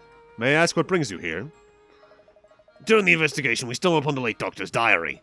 Its pages detail the Doctor's final days, which led me to this train. Since this investigation is your business, that's all I can tell you, Mr. Layton. Besides, right now, finding that lost child's my top priority. However, since all I have to go on is a name and a shoe, this search will be an uphill battle. Luke and I would be glad to offer our assistance on the matter. Oh, I'm sure you would. I've heard about you, Layton. You've quite the reputation for poking your nose into other people's business. Before I let you in on my case, show me your famous powers of deduction by solving this puzzle. What's up, Prof? A woman in a shoe store pays for a pair of $30 shoes with a $50 bill. The clerk doesn't have change, so he goes to the next shop to break the $50 bill. He then gives the woman her change. A while later, the clerk next door comes into the shoe store complaining that the bill she got from the shoe clerk was counterfeit. The mortified shoe clerk gives the other shopkeeper a $58 bill of his own in apology. Both the woman with the fake bill and shoes she took are gone. In total, how much did the shoe clerk lose in dollars?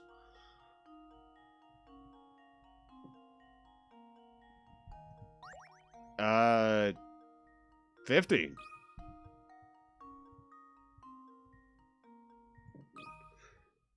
This should do the trick. Yeah, it might not be. But that size shoe, it could be like a fucking dog or something. Puzzle unsolved.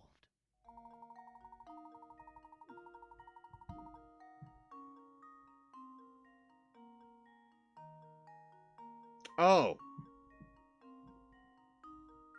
Well, I got the right answer by doing the wrong thing. Whoops.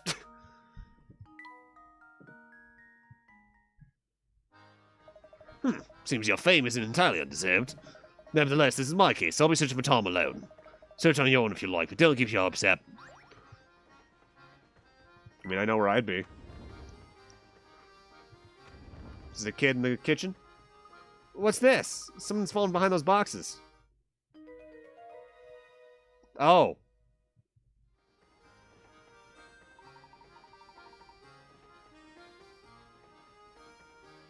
It appears to be a cap of some sort, but I don't think I can reach it from here.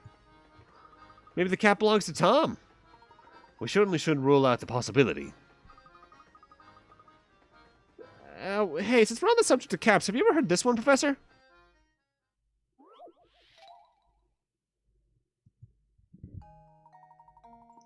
A preschool teacher had everyone in her class close their eyes. While none of the students were looking, she slipped caps onto their heads and then said, "Okay, everyone, open your eyes. Look at all the hats your friends are wearing. Whoever sees 4 more people wearing red hats gets a red balloon, and whoever doesn't gets a blue balloon." In a class of 10 children, only knowing some of the kids got a red balloon. Only some of the kids got a red balloon. Knowing this, how many kids went home with a red balloon? Whoever sees 4 or more people gets a red balloon. What?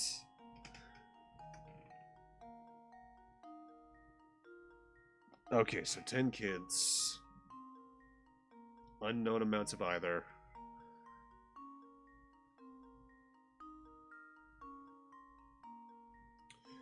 Well, if it's gotta be more than half the class is wearing a red hat in that case. Because then everyone would go home with red balloons. Because the kids with the blue hats only see 3 at a minimum, probably. So I think the answer is based off of that.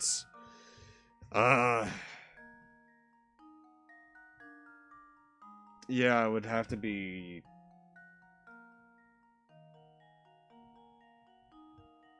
6 or 7. Consider this puzzle solved. A true gentleman leaves no puzzle unsolved.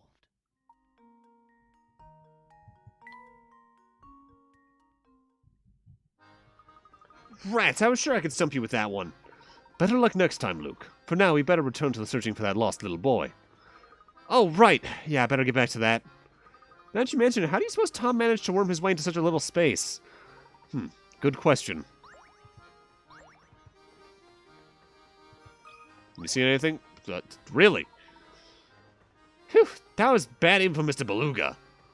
You mean he always blows up at you like that? Well, you know me. Well, you know, me or someone else on the staff. The boss can be real hard to please. That's awful. You guys shouldn't have to put up with him bullying you like that. Well, the boss does have a point. After all, he made this railway what it is. As long as it's not a fucking Pullman car or some shit. Fucking Pullman. Asshole. He always says that a first-class train deserves a first-class atmosphere. Heck, even the plates we use in the dining car are special order. Workmanship's amazing. Check out the details on the back.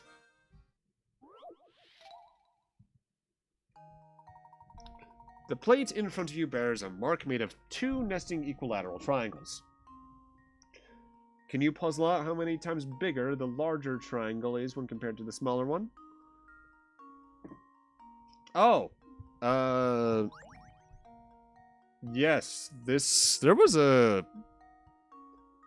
Again, wasn't there a similar answer to this in Curious Village? Because, like, if we just rotate this thing so that, like, the points are here, here, and here, it's the Triforce again. It's 4.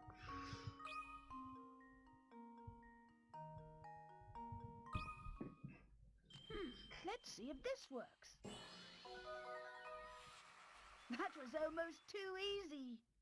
I can't tell if these puzzles being similar are refreshers for people who played the first game, or to try and catch people up on what to expect out of this fucking thing.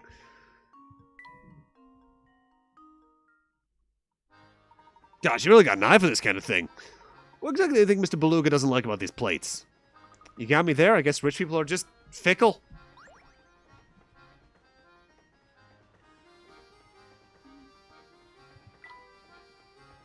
Yeah.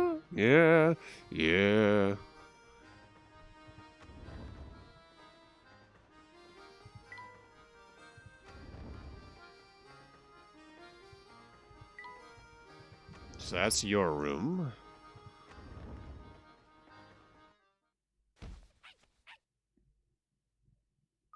Oh. Is everything all right, miss? I'm just fine, thank you. Excuse me. Say, does that lady seem kind of familiar to you? Yes, now that you mention it, something about her did seem rather familiar. Flora, get back here, girl. Yeah, I've done that a couple times. Just kill me. You're new. Excuse me, madam. Have you seen a small boy wandering around here? He would be missing a shoe. No, can't say that I have. I certainly remember seeing if I had seen a shoeless little boy. I see. Well, thank you very... Oh, but while we're on the topic of shoes, maybe you can help me out with a little predicament of my own. Oh, Mount Gulg. Here's a maze that's made up of shoes. Your task is to travel from start to goal. You may travel horizontally or vertically one space at a time. You must alternate between left or right shoes every step. Also, you may not pass between any of the walls in the maze. Tap each space one at a time to highlight the path you want to take. If you make a misstep, you may deselect it by tapping it again. Alright, so we're starting with the right and we're ending with the left, so that means there is an odd amount of steps to take in this 7x7 thing. Let's take the right, left, right. Left, right, left, right, right. Left, right, left, right.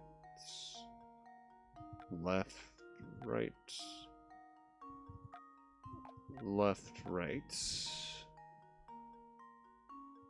Left, right, right. Right, left, right. Left, right. Left, right, left, right, left. Consider this puzzle solved. A true gentleman leaves no puzzle unsolved. That was interesting. I like that one. Well, color me surprised. You got a noodle under that hat, don't you? That just reminds me, something I meant to draw. Between this game and the last. Oh, God. Hi there. I kind of wanted to draw a fan art of Professor Layton where he removes his hat and his head just goes all the way up to the top of that hat. Ah, man, I am dog food. What's the matter, mister? Well, oh, hey. Okay, so I snuck into my uncle's room and borrowed his camera, right? Thing is, then I dropped it. I'm in here trying to find all the pieces for like an hour, but I've only found one. That's quite a predicament. Yeah, and if word gets out about the wrecked camera, I'm gonna get major flack from the boss, man. Yes, the Marge Simpson style. But it's not hair, it's just head. Whoa, brain flash incoming. Dig this. I'm gonna give you this busted hunk of junk. You do what you want with it. Just get rid of the thing, will ya? Okay, catch you on the flip side. Well, hey, come back here. Oh, boy.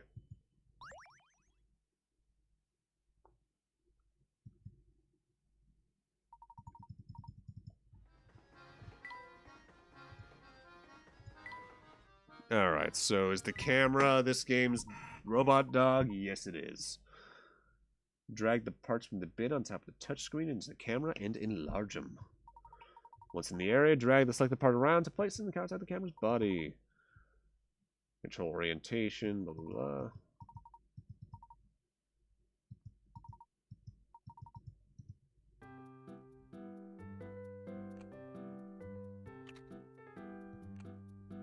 That's probably the flash.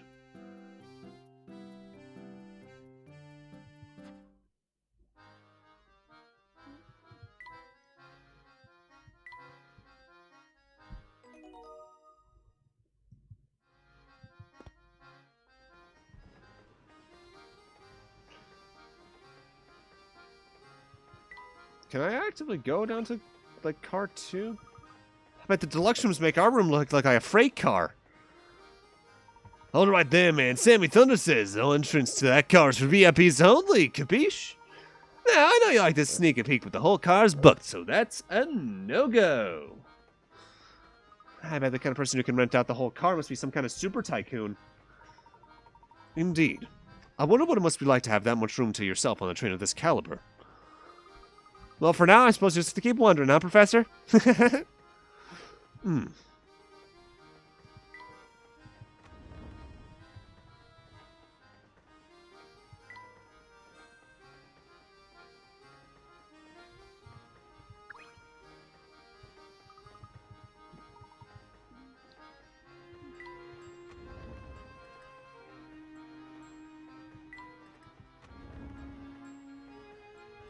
Alright, so this is where I saw that fucking Flora scene. Can I actually do anything in Babette's room?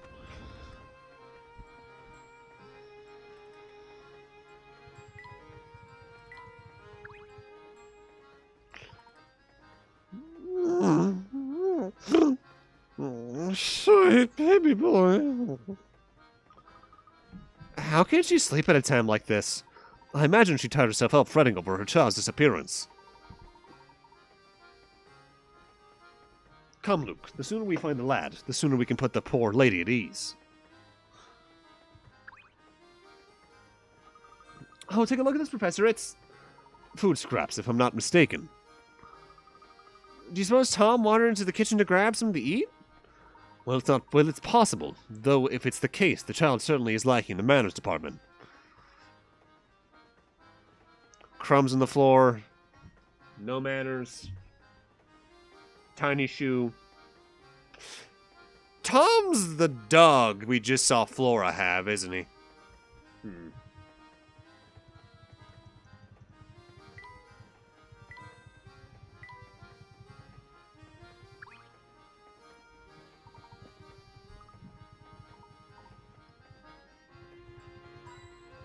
Oh, hell yeah.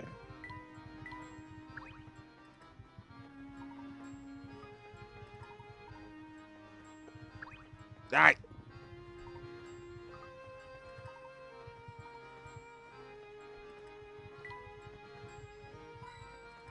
What's the series you never understood?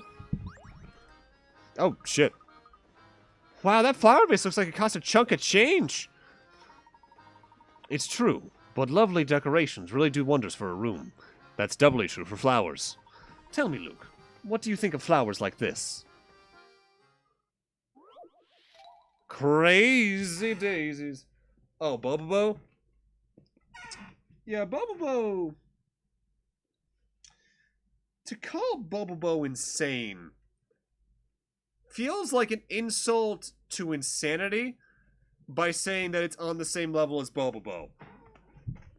Bobobo almost feels like you're on drugs. Almost. Now for something on the flowery side. Of the 3 pictures labeled A through C, one is actually the same as the picture on the far left. However, the image of the far left has had its contents flipped left to right and its colors inverted to change black and white. Of A, B, and C, which picture is the same as the black and white on the far left?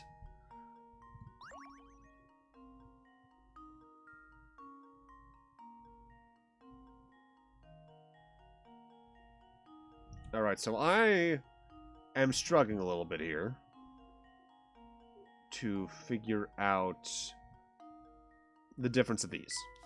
Like, C's difference is pretty obvious from A and B's. So that's immediately out.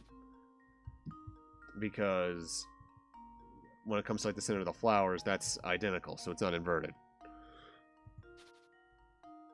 Your computer installing updates? Ah. So what's the difference with that one?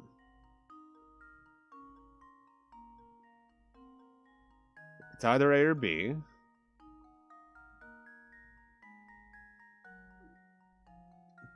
They have the same amount of petals.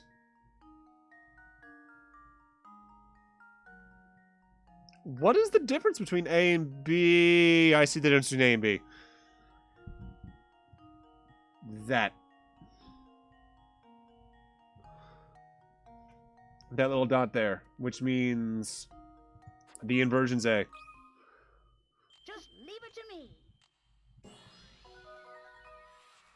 Piece of cake. God, that dot is tiny as hell.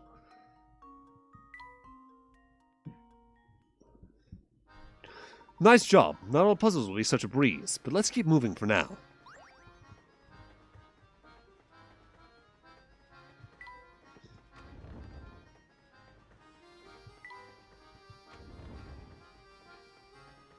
Oh, this is the room we saw Flora. Huh. Welcome aboard, sirs. May I interest you in a refreshing beverage or scrumptious snack? Sorry, miss, but right now we're busy searching for a small child. Have you seen a young boy wandering by himself around here? A little boy, huh? Nope, sorry, mister. Doesn't ring any bells. Oh, ooh, what happened? Did he get lost on the train? Yes, unfortunately we haven't been able to track down the missing tot. You know, I probably shouldn't spread rumors, but yeah, I've got nothing else to do. See, there's a weird old lady staying in this car. What if she kidnapped a little one and has her stowed away in her room? I know it's probably not true, but what if? She's just so bizarre, I can't help thinking that. But I could get in trouble for spreading rumors about patrons, so forget I said anything, okay? A strange older lady, huh? Wonder if we've seen her around. Your guess is as good as mine, Luke. But it certainly does make one wonder. When in doubt. Hello there, sonny boys. Ever get all knock-kneed and goosey-bumpy from a terrible, terrifyingly hard puzzle? Well, have no fear. The beautiful and clairvoyant Granny Riddleton stands before you, ready to help. I should have known. Who else could this tiny house belong to? Hey, wait a second. What are you doing here, anyway? So you heard of me, eh, shorty? Didn't know I'm still hitting it with the young'uns. What do you mean? Of course I've heard of you. We met before, remember? No? I suspect you've got the wrong granny, boy. Never seen you before. But you're here now, so that means you want to hear my spiel, right? Not really. Oh, no need to be so modest. Allow me to thank you for visiting me by bestowing this little tidbit of information on you. My specialty, you see, is puzzles. Puzzles people forget about. Puzzles people miss. Surely you boys have had a few of those, huh? No need to turn red, it happens to the best of puzzlers. What I do, you see, is I take those poor, lost little puzzles and invite them to come to stay with me.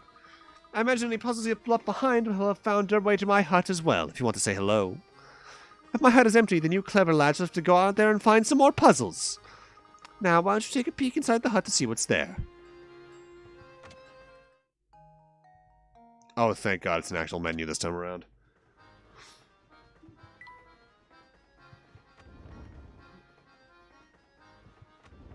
Anything on the deck? Whoa! Dude, your pompadour!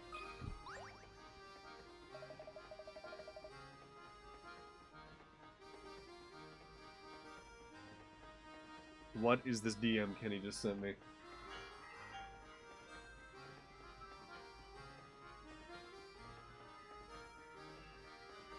No.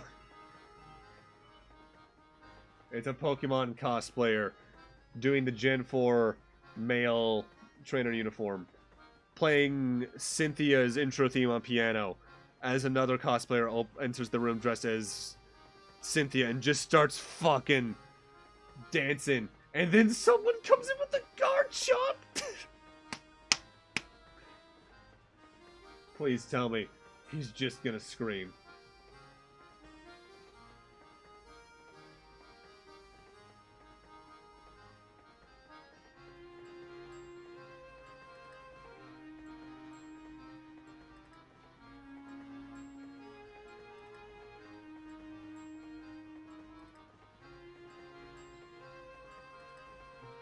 That's going in my group chat.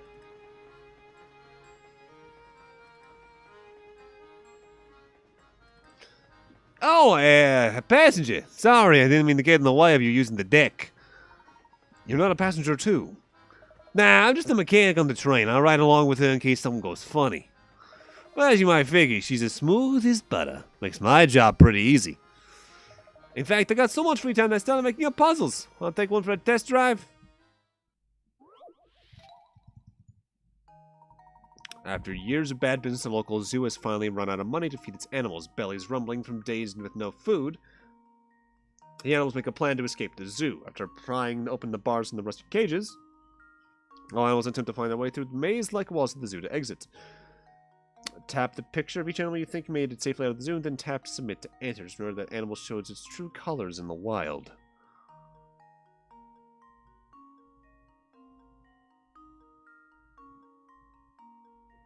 Alright.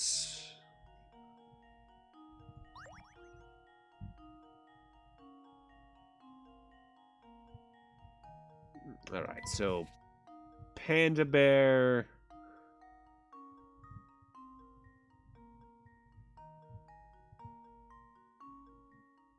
We'll meet up with an alligator, assuming the alligator doesn't get out of there first.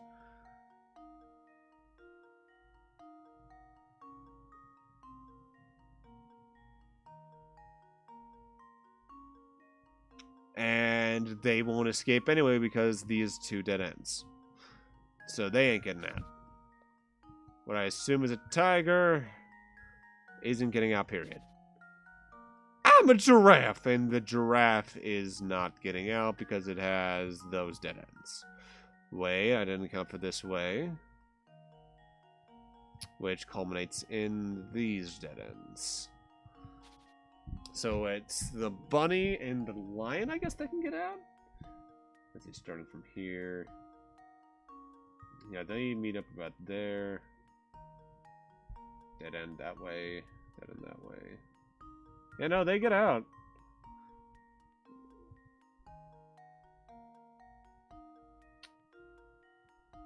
But making it safely out of the zoo. Only the lion probably is getting out. Because either that, bunny's getting fucked up by the lion, or it's getting fucking eaten. A true gentleman leaves no puzzle unsolved. Yeah, that poor rabbit.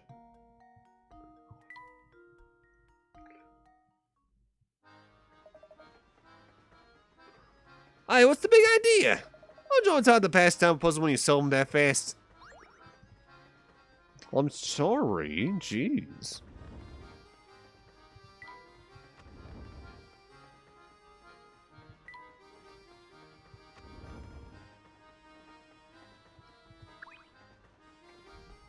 Excuse me, sir. Have you seen a little boy wandering around with only one shoe? No, I don't believe so. Well, come to think of it, a couple who was just here was talking about a child. Interesting. Do you have any idea where we might find this couple now, my good man? I believe they are staying in the 4th car, sir. May I recommend paying them a visit? A wonderful suggestion. Thank you for your assistance. Come along now, Luke. Let's go drop in on the couple in the 4th car.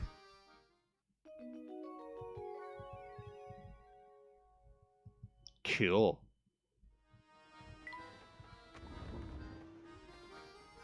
Car 4. So this room. Oh, yo, it's the old lady from the lunchroom. Fuck yeah. Whoa there, young fella. You're in the wrong room. My wife and I are staying here. Dreadfully sorry to intrude, sir, but we're searching for a lost little one. Do you happen to see or hear anything pertaining to this? Oh, sweetie, I think they might be talking about that darling cutie pie who just passed by, remember? Yeah, he was a good one, he was. Small and very clever looking, I'd say. So you did see Tom, then? He's been missing a while now. Eh? I don't know whether he was a booger or a little boy, to be honest. Tom's a nice right name, though. Oh, pish posh, I bet my best small walkers, it was a girl who passed by our room. Yeah, now that you mention it, I had a feeling that scam might be a girl. But until you stick a ribbon on its head, who can really tell, eh? Now I'm all turned around, I don't have the faintest idea who we're talking about anymore. What? I hate to say it, but it looks like this hothead just turned cold. Hot lead just turned cold, Professor. On the contrary, Luke, we have just stumbled into some very valuable information. What do you mean, Professor? You'll see. First, let's return to the scene of Tom's disappearance.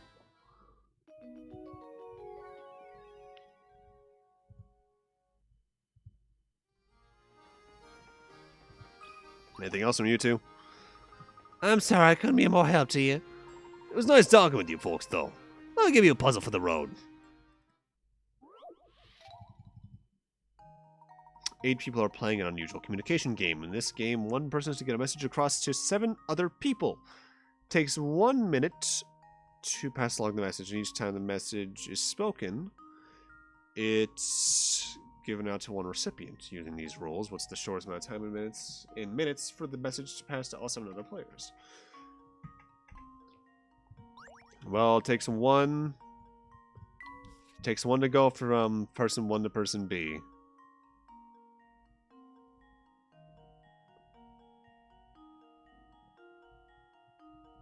But then person 1 and 2 can both give person a message, so the second minute can be that.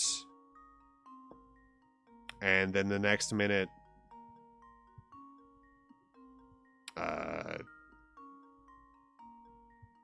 they all give someone the message. So 3 minutes? No!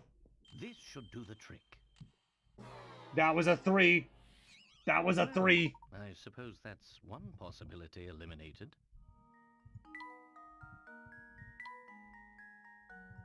Game!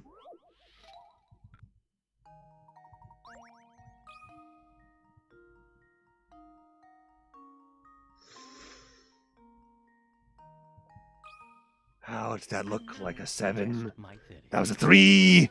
That was a 3! Ha! Wonderful.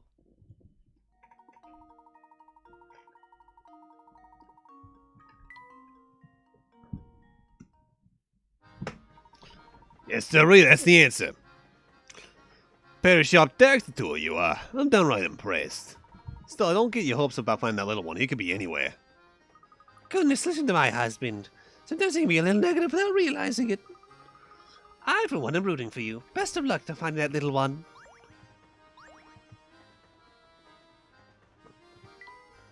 Another piece of the camera? If it's a button part, that would have to go there. 'Cause it's the button!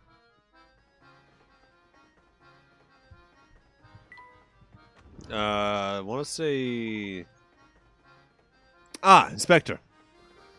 Tell me, are you coming any closer to uncovering the whereabouts of the missing child? So you two are still flipping over the furniture to find that tyke, huh? Do you mean to say the child has been found? No, not at all. What I'm saying is that child is no longer on this train. I've asked anyone aboard, but they only gave me an answer that suggests they'd seen the lad. Tell me the conclusion that the poor child either got off early or fell from the train. Fell off? Yeah, it's entirely plausible, given the way children love to run to love amok. When you combine that with their oversized heads, you've got yourself a recipe for disaster. I'll contact the railway station at the next railway police at the next station, so feel free to give up your search. Just a moment, Inspector. The windows in this train are mounted high, and every exit is manned. Given the situation, don't you think it's unlikely a child could have made it off the train unnoticed? Alright, I'll humor you. So tell me, Layton, what do you think this elusive ankle biter got off to? That I can't say, but something tells me we've made a rather large man's assumption here. Oi! This ain't no reason with you. Fine, keep playing detective. Nothing will come of it, I tell you.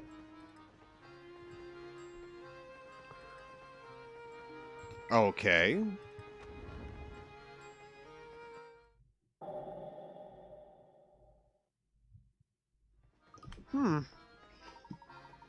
What's on your mind, my boy? You look distracted. It's hard to put my finger on why, but I feel like someone's been watching us for a while. You too, then. I've been feeling that same sensation myself. Do you think that someone might be tailing us? It's certainly possible. Keep an eye out for anything unusual. Another shoe! Huh? This looks like one of Tom's shoes, doesn't it, Professor? It certainly does. But the strange thing is that it's the same foot as the shoe we found earlier. So it is. Aha! So then, Tom must be... Oh, Luke, I do believe we both made a faulty assumption. What exactly do you mean? Recall for a moment the events as they have unfolded thus far. Let's see. We found a tiny shoe on the floor. That's right, a shoe small enough for a baby. And then there was the cap we found in the kitchen. But it was lodged in such a tiny corner, I don't know how Tom could have wormed his way back there. Correct. In order to get back there, Tom would have to be no more than half your size. Now that you mention it, I don't think we have seen any boys younger than myself on the train. That was my impression as well, which is why I began to consider a different line of thought. Luke, what if you and I had already seen Tom and didn't know it? See, all the while we've been searching for Tom, we've assumed that he's been a small boy. What if that assumption proves false? What if we've been wrong from the start? I think I see what you're getting at, Professor. The second shoe was in the same in every way as the first shoe, including the foot for which it was for. If that strange pair of shoes means what I think it does, then Tom must be... No, really? You're gonna make me do a puzzle for this? Well, it's pretty obvious what Tom is right now, isn't it? Alright, so I got 4 L-shaped pieces. Okay, then. Which means I need to get these to the opposite corners, more or less. Alright.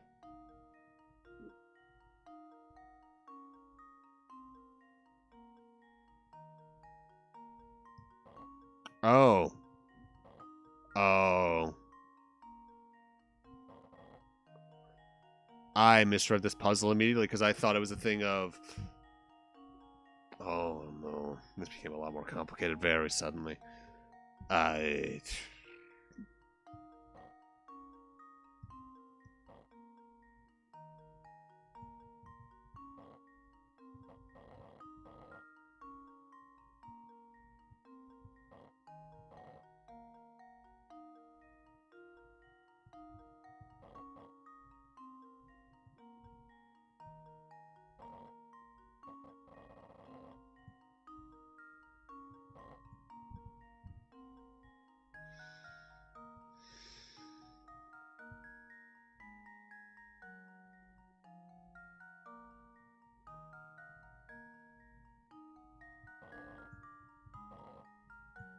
Yeah, this is weird.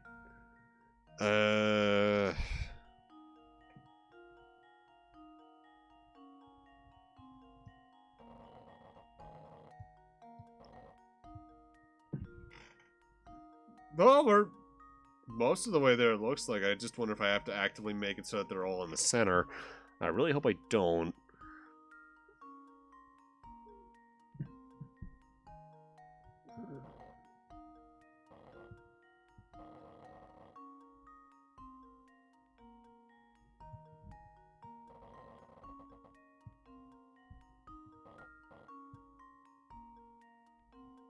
Although, wait a minute. Yeah, I totally have to do something like this.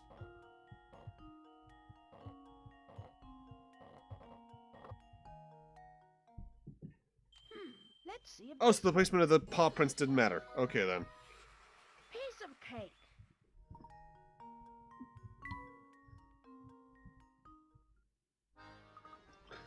Tom is a dog! Do you recall the girl we saw holding a small dog? I suspect that small dog was our friend Tom. So if we track down that girl, we'll find Tom.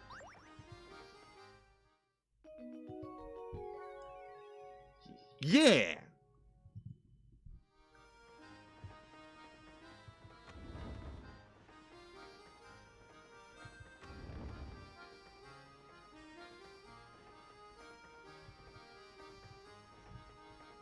Although, wait, actually, didn't she run past us, so she'd be this way?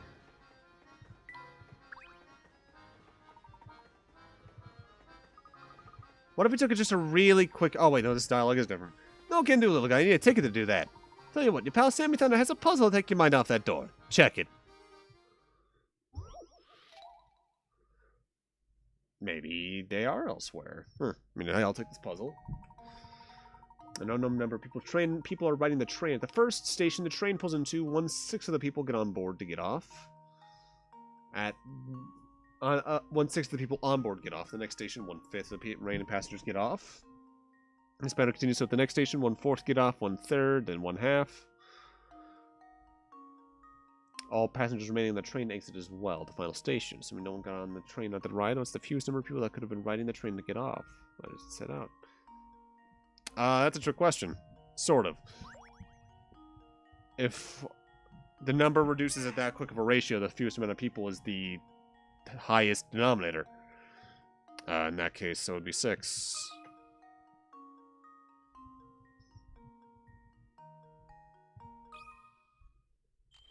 Let's see if this works. Piece of cake.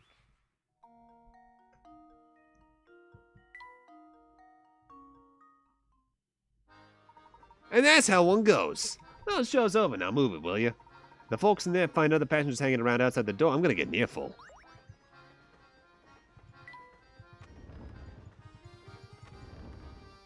I guess we are meant to go elsewhere. Greetings, sir. So you're still searching for the lost little one? Indeed, we are still searching. Tell me, sir, have you by any chance seen a young lady pass by with a small dog? Ah, now that does ring a bell. Yes, I believe she was headed toward the back of the train. Is that so? Well, thank you, sir. You've been most helpful.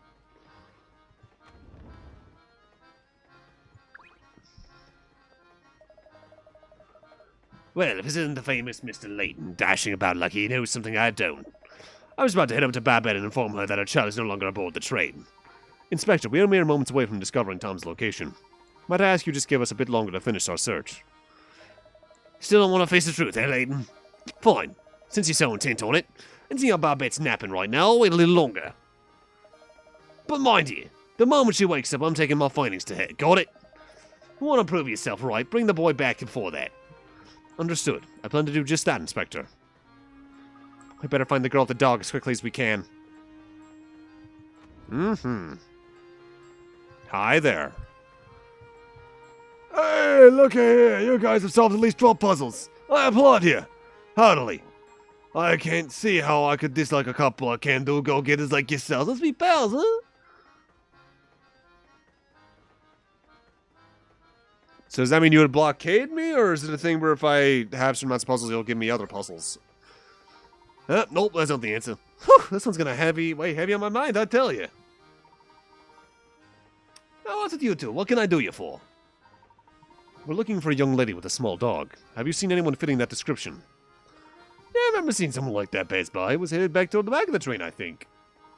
Thank you very much. We'll just be on our way. Now hold it right there, top hat. I see how it is. Get all grossly to answer your question and then scoot off without a word. Told you what you wanted, though, so the way I figured you should at least have lent a fella a hand. I'm sorry, sir. I didn't realize you needed our help. How may we be of service? There's this puzzle that's been on my mind for ages now. Maybe you'll have better luck with it. Wanna try?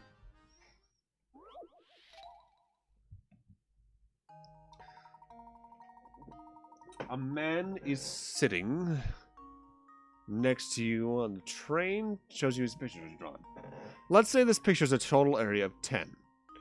Can you figure out how much of it is made up by the clouds, made up of clouds compared to the area that's made up of sky?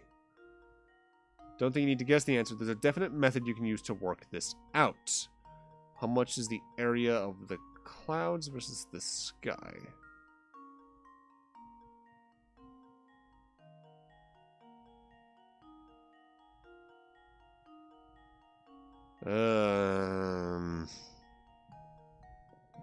Okay.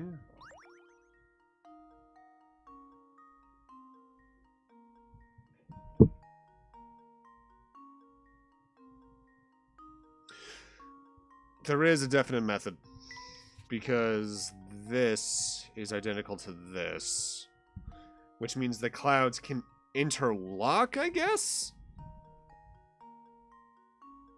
And hell, in that regard, this is identical to this.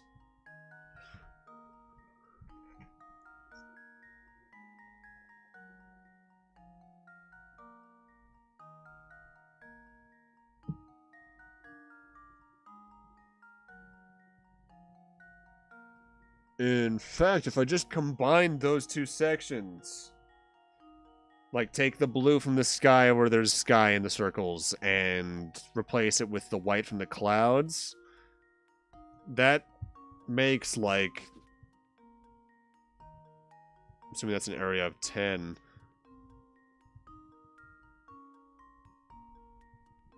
Four cloud, 6 sky?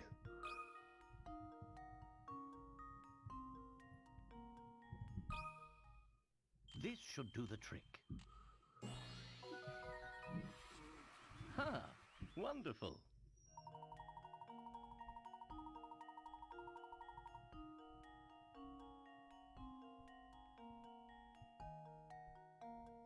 Oh, I didn't even connect the, C and I squares.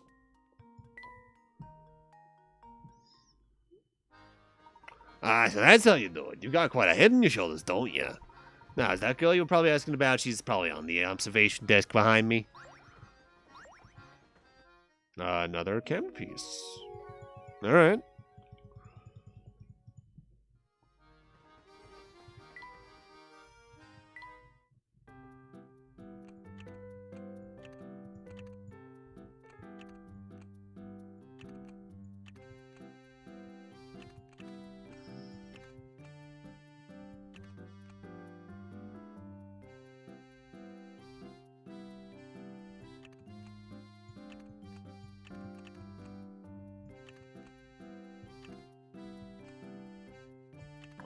I have no idea if that's right, because that don't look like it connects right, but we'll fuck with it later.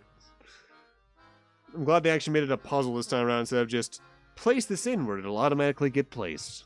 Wow.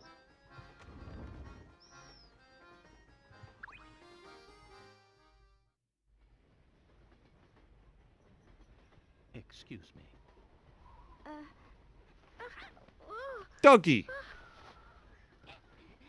Whoa! Hey, it's you! Yes, I had the sneaking suspicion that it was you who was tailing us. Flora, what are you doing here? I'm sorry. It's just...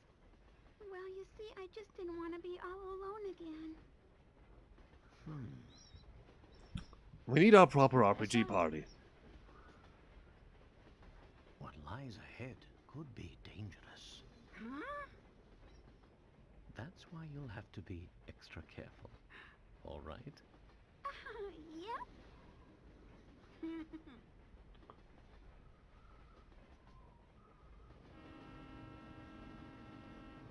Oh, I'm glad she's in this one.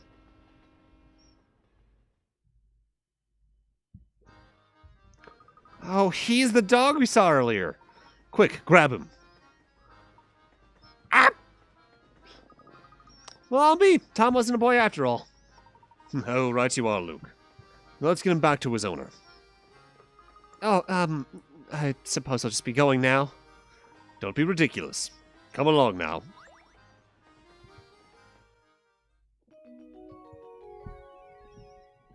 Yeah, we got a full family.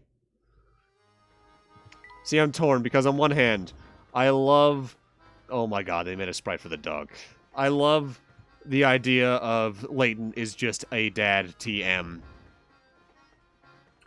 But on the other hand, I really like Murderer Layton.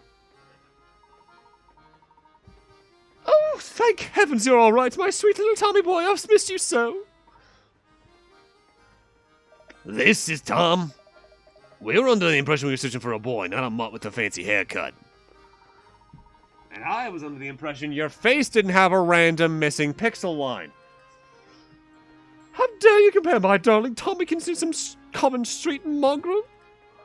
Lost dogs are no matter for Scotland Yard. Next time he goes missing, find him yourself.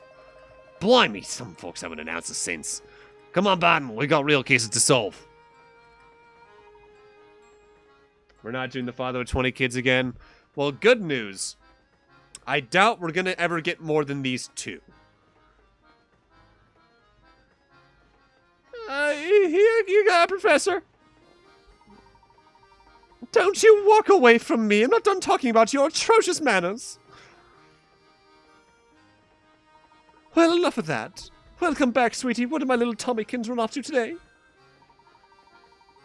He's such a darling, I fear someone might have kidnapped him and been holding him ransom. Perhaps you should keep Flora's involvement in Tom's disappearance under wraps.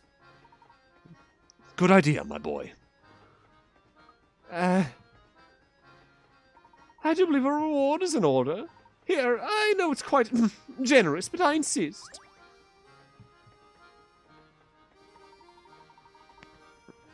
He'll be making a stop in a quaint village by the name of Dropstone. How much longer until we get there, Professor? I'm not entirely sure, but waiting here won't make the time pass any faster.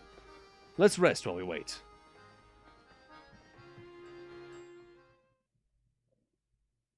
Wow. We're this soon into the game. Not even 3 hours and we have a mystery solved. We didn't start solving the mysteries in the first game until, like, what? End of stream 2 of 3?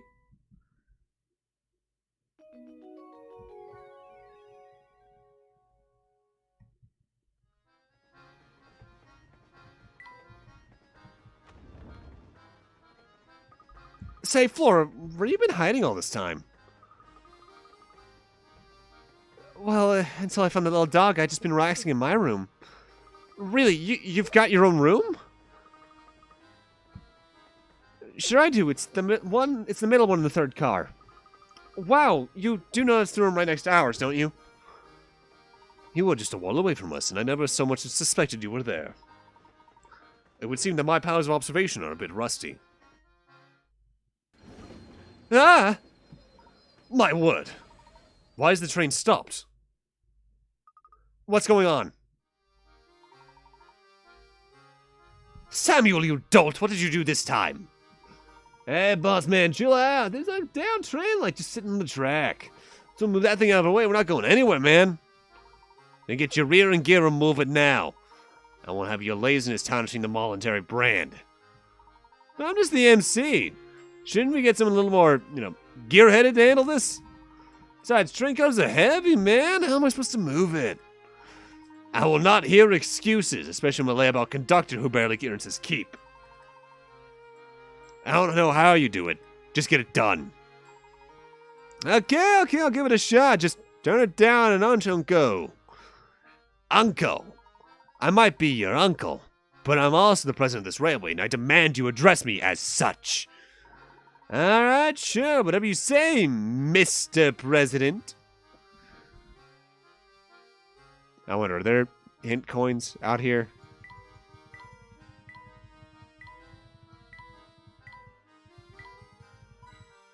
Son of a bitch, there are.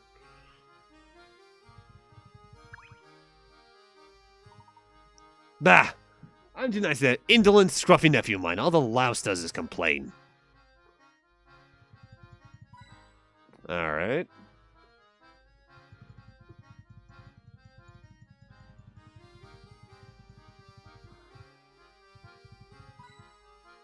Oh, hell yeah. What seems to be the problem here? Sorry, Mr. Passenger.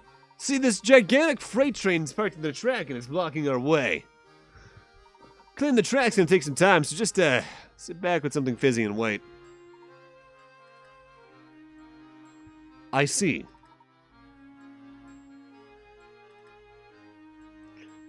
Can I lend you a hand? For real? Ah, yeah, that'd be helpful. Think you can find a way to move the train blocking the track we're on so we can, like, get a move on? Yeah, step aside now. We ain't gonna move anywhere till that train moves off the track.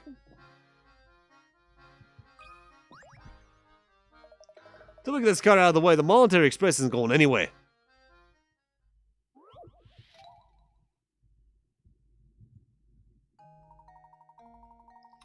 Swap the positions of the two trains along the tracks. Move the cars one at a time. Make sure the numbers by the center of the track match the numbers of each car.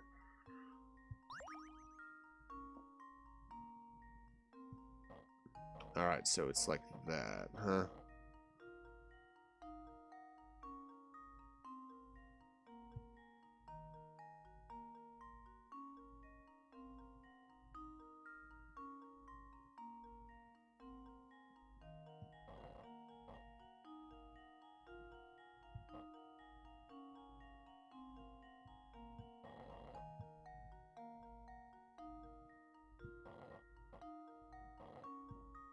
Alright, that clears the way.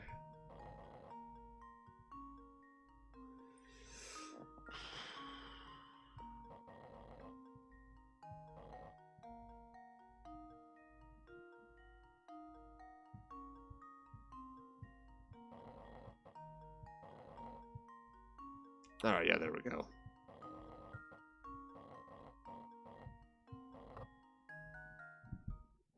And now to test my theory. And there we have it.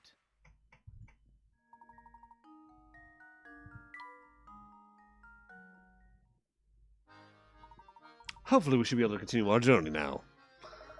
Yep, I reckon we're good here. Just give me a sec and we'll be up and running again.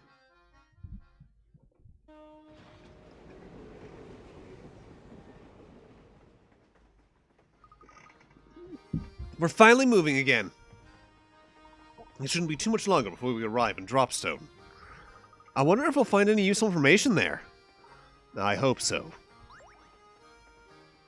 Gee, I wonder if that's the shutter. No puzzles missed? Hell yeah.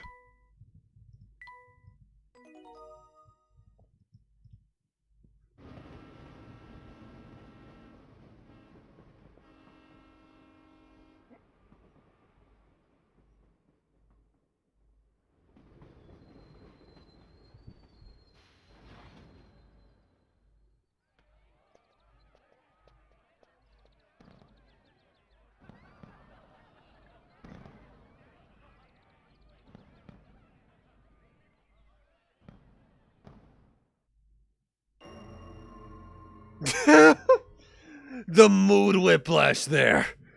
Happy fireworks. Ominous sound. That sudden stop back that did a number on our brakes. We're stopping here for repairs. Got at least 3 hours till we'll be ready to roll, so why don't you catch the local sights? Capital idea. Besides, who knows what information we might just stumble upon in the village.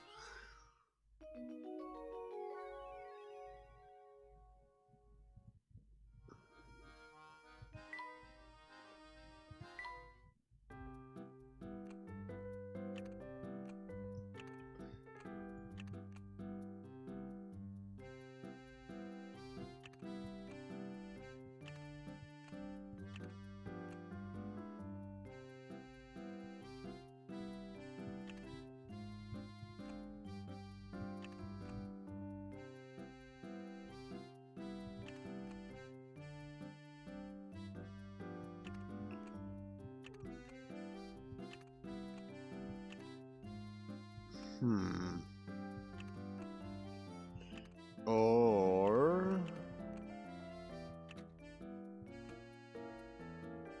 because that top right corner of that thing is definitely looking a little different. And that could fit there.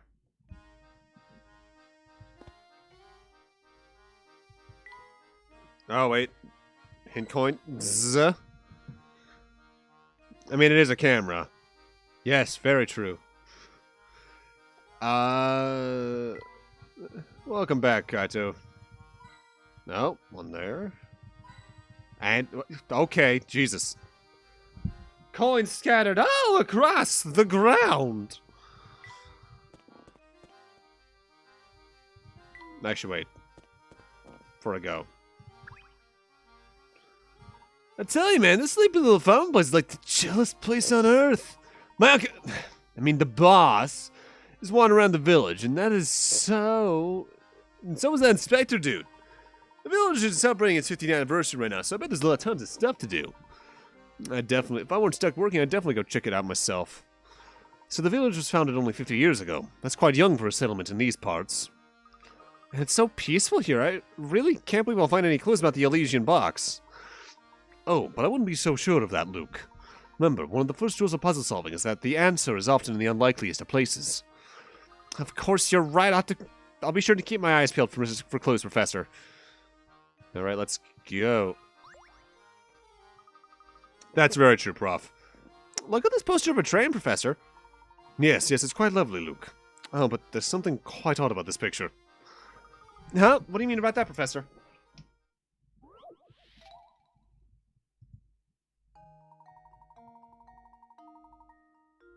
Train stations are an especially good place for dramatic farewells, aren't they?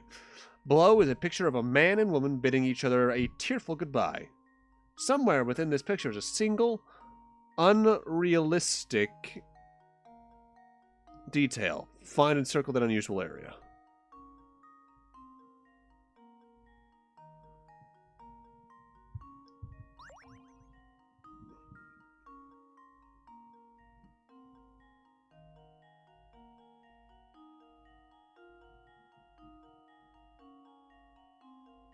Moon's looking good. That backpack's huge, but that's realistic. That could be done.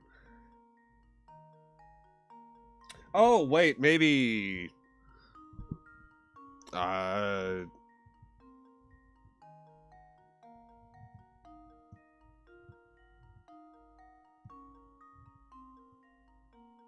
window. Where the fuck is it going?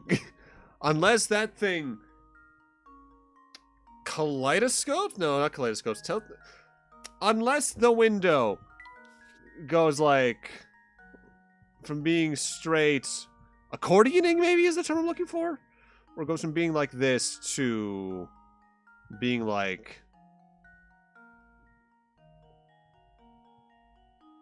this through some form of like very intricate folds.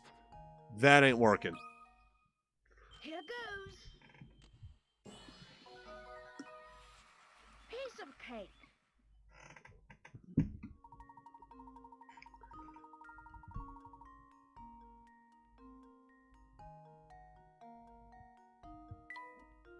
Moon!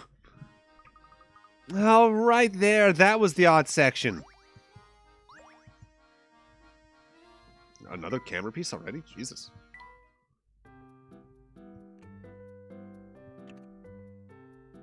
Ooh. That connects to that, probably?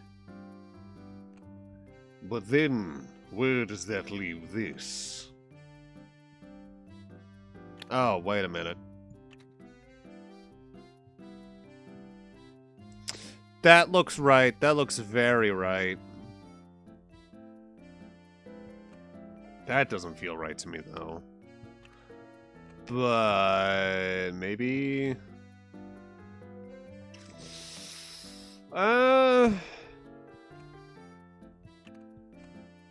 probably we'll just keep that there for right now until I find something better. Oh, come on, I can't go that way.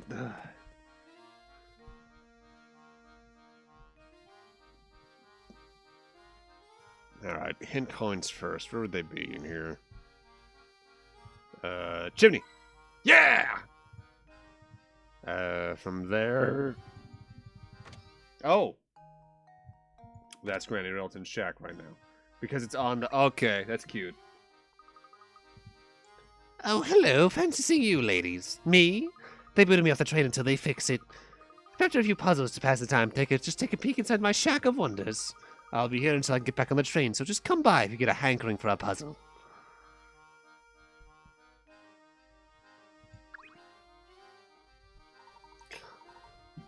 Well, Mr. Layton, how are you enjoying your time here in Dropstone? It's been delightful. Every once in a while, it's nice to leave the city and enjoy the countryside. The air is so clean and fresh. I'm so jealous of the people who get to live out here. I couldn't put it better myself. There's something about this place that makes me feel more like a new man. And with the village celebrating its 50th anniversary today, our timing couldn't be better. Come to think of it, your Voluntary Express turned 50 this year, didn't it? Quite the coincidence. Yes, it did. Sheer coincidence, of course. Still, it could have been fun to celebrate your train's anniversary here at the festival. Well, we already have a grand 50th anniversary celebration planned at an exclusive venue in London. Oh, is that so? Well, I'm sure your party will be on par with the excellence of your train. Yes, and on that note, I'm afraid I'll have to excuse myself. Good day, Mr. Layton. Good day to you too, Mr. Beluga. My, it's already been a year since she passed. Time truly does just fly by. She? What do you think he was talking about, Professor? I haven't the foggiest, Luke. Okay, oh, hi.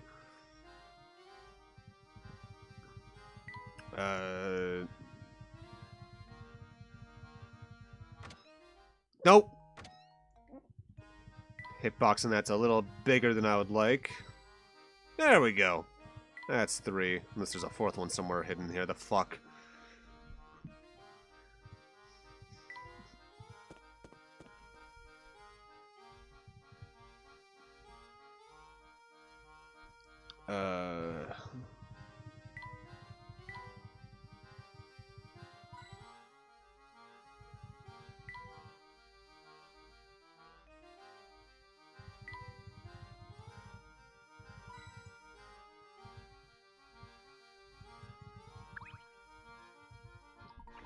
Oh, and who do we have here? Visitors from out of town? Indeed we are. We were traveling on the Voluntary Express, but we've stopped here for repairs. If you're here for repairs, I bet I know where you're headed. Oh, really? What do you mean, sir? I was just thinking aloud. Yeah, just chatting myself, forget about it. Say, did you notice the festival that's running here today in Dropstone? Today marks the 50th year since the founding of our village. Make sure you get in on the fun. Tell me more. Can you believe this weather really is the perfect day for a festival? I'm in such a good mood, I'm going to go ahead and tell you a puzzle I've been saving for a special occasion. Okay. 41. Jesus. Below are 4 halves of 4 separate cubes. Each of the halves is shaped so that when fitted with an identically shaped piece, the 2 halves form a full cube.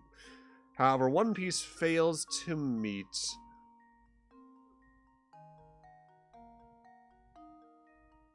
those requirements. It doesn't form a cube when rejoined with another identical piece. Circle the odd pieces out and choices A through D?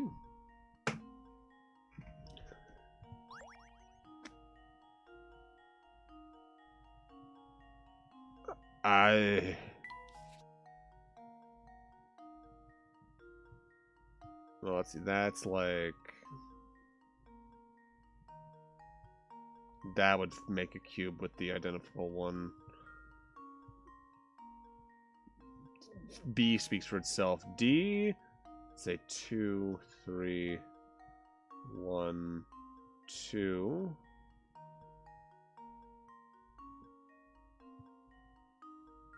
So it'd be 2, 1, 3, 2. That, I guess it's C. Just because I can't figure out how it wouldn't be a cube, but I guess it is not a cube. Do the trick. Ha! Wonderful.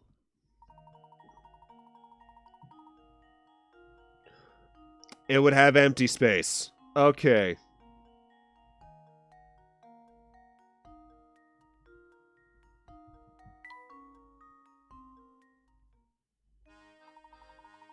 Sheesh, you just breezed through my best puzzle. I didn't see that coming. While we're talking puzzles, have you ever heard about the mysterious puzzle collecting lady? I hear she gathers and stores all the lost puzzles of the world. How she does it is a conundrum wrapped in an enigma stuffed mystery. Oh, you know. Or, you know, a mystendrum. A mystendrum.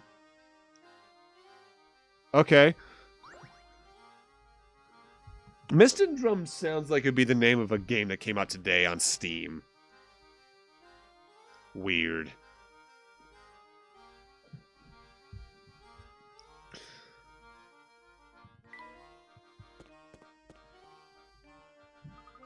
Wow, look at all the stuff there is to do. I've never really been to a live festival before. It's wonderful.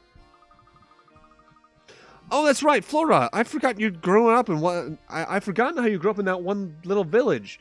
Luke, how in the fuck it was the entirety of the last game? Well, now's your chance to make up for lost time. Let's explore. That's a great idea. Where should we go first? Oh, let's go look at that booth over there. I want to see what they've got. Wait for me. You two watch where you're running, or you're liable to crash into something. Don Paulo. Already? I mean, I'm glad they're kind of getting him into the plot line a little earlier this time, because he just kind of was like, well, I'm here. Then I'm technically here the entire game. But then I'm going to be here again for this portion. Then gone again. Then I'm back for the ending. Alright.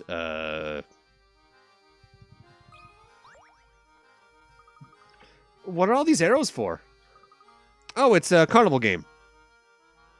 What the fuck? Alright.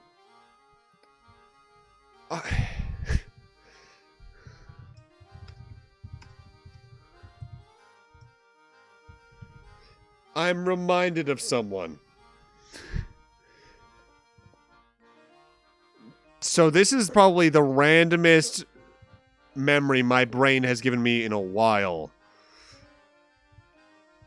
But I see this dude, and it's partially just because of the red hair, the giant chin, and what looks to be an eye patch. Let me save this as an image in my downloads folder. Hey, you guys watched Billy and Mandy in the early 2000s?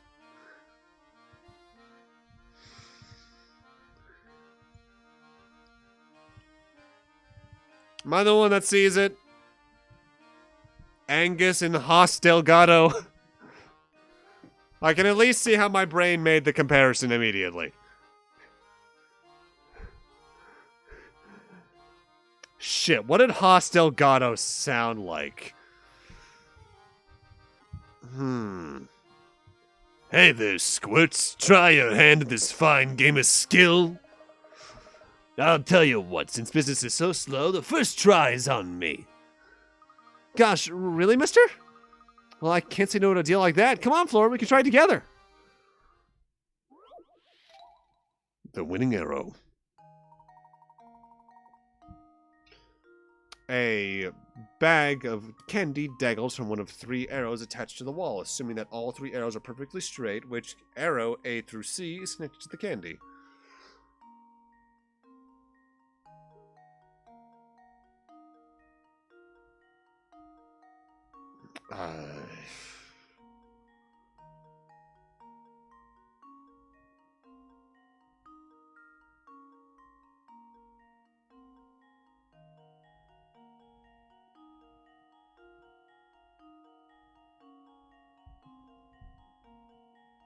I think it's B?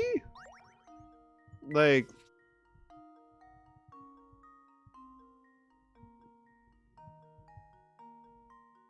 it's definitely not A. C kind of went all over the place, but I'm thinking it's B. My Bobby Fulbright and Solid Snake. Let's see if this works. That was almost too easy. I haven't watched Billy and Mandy in a hot goddamn minute. The last time I remember seeing an episode of that was when they did that special. I think it might be how they ended the series now that I think about it. Because I saw a lot of that show on its air curve. Where there was this Spider Queen that was like an old flame of Grimm's. That was a weird episode.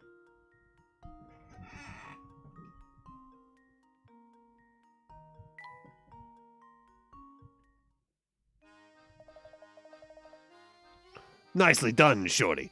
Here's a little something for that fine performance.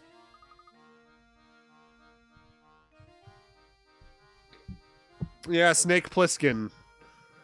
Oh god, you're right. He totally is, isn't he? I never even made that fucking connection. That just makes me remember Metal Gear Solid 2 and how Snake started using the name fucking Iroquois. Who the fuck uses the name Iroquois? Really? Gosh, thank you.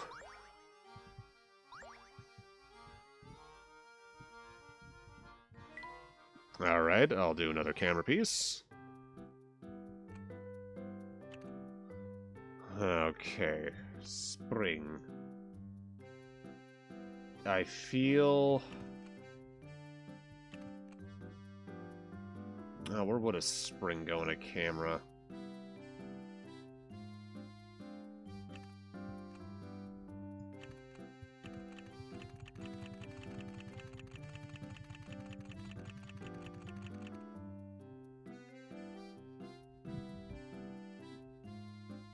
You talking like Solid Snake's actual in-lore name? Oh, dude. Admittedly, I'm in kind of a similar position. I've only seen Escape from LA. I have never seen Escape from New York, which my brother laughs at because Escape from New York is one of his favorites.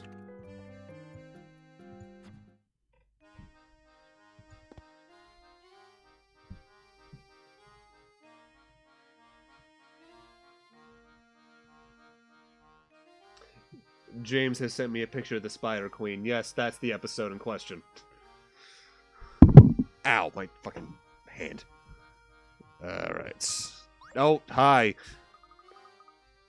Look at all the fruits and veggies in this cart. It probably belonged to the person running that little stand.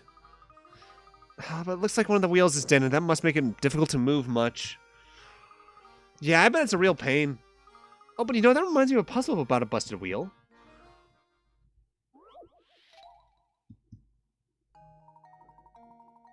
In the back of a train yard, there's an old warped wheel lying on the ground as shown below. A star is pointing to its axle.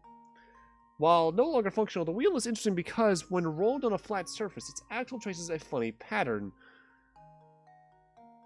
When you look at it from the side, of the 5 patterns below, which would actually depict the actual path of the axle?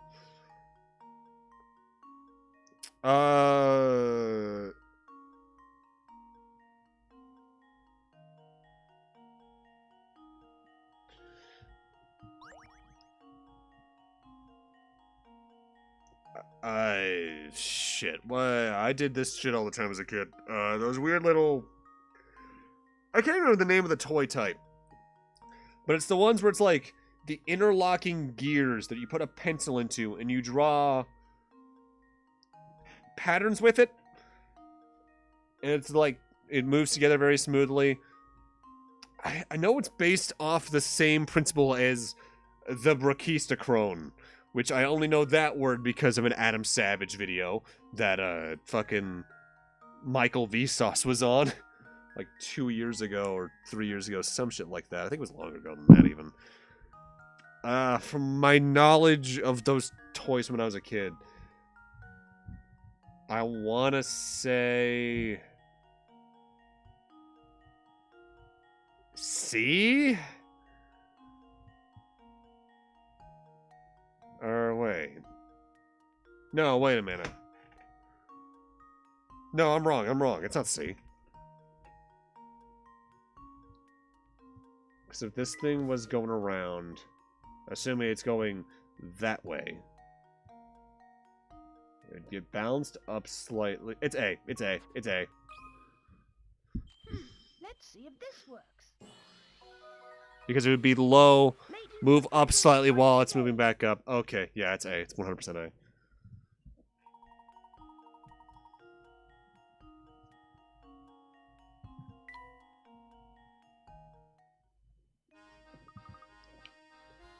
That's right.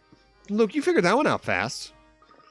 If you got puzzles, I've got answers. I'm impressed you knew a puzzle like that. I've never heard that one before. Well, I need to know a few to run with you two.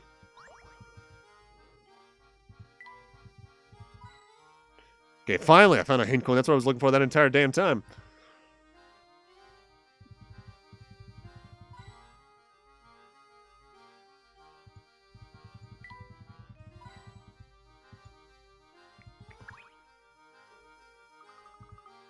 We're doing some top secret festival prep back here, so you can't come in yet, okay? Okay, then. Left to the farm or right to the more town by the looks of the map on the top screen? Let's go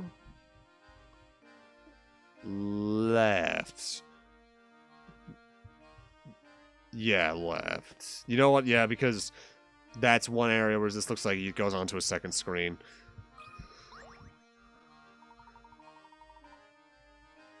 Gracious, the weather couldn't be finer for celebrating Dropstone's fancy 50th. My memory's not what it used to be, but you're not from here, are you? Waiting for the train, huh? How do I know, you ask? Well, this isn't the first time it's happened. As fancy as that train is, it must be in rotten shape. Take heart, Sonny. More often than not, the train gets fixed up in a few hours. What with the festival and all, there's plenty here to do and see in the meantime. Thank you for the information. If I could trouble you a moment, though, I'd like to ask you about a relic known as the Elysian Box. Oh, dear me! Oh, dear me, I've never heard of the dreadful thing. Never, ye? Well, that's enough chatting with strangers for one day. To be frank, I was in high spirits till you came along. Now I'm crabbier than a crab apple. If you don't want to prove yourself for ruining my day, solve this here puzzle.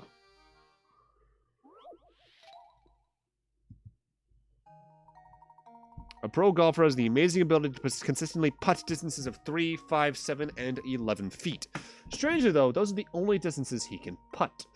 Currently, our golfer stands on the green with his ball 20 feet from the hole.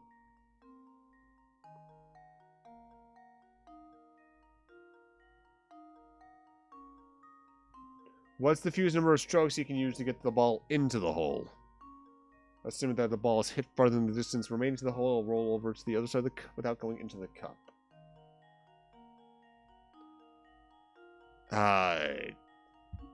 By that math,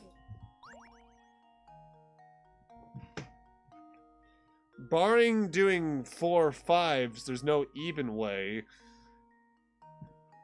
Let me look at the wording here.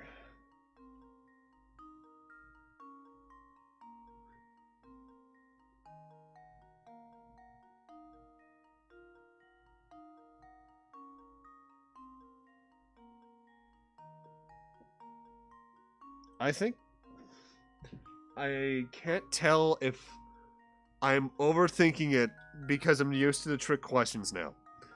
Because assuming I'm right and this is a trick question, it is 2. Because you can do 2 11s. You just don't have to actively make it land in the hole, just get into and then bounce out. A true gentleman leaves Fucking no thought puzzle so. unsolved.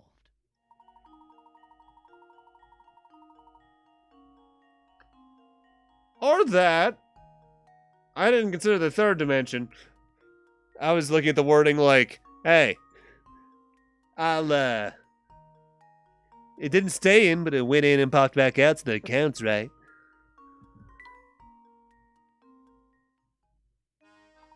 That's the ticket. Very nice. I got a good head on those shoulders, Sonny. But I guess you need one to pull off that head. Thank you.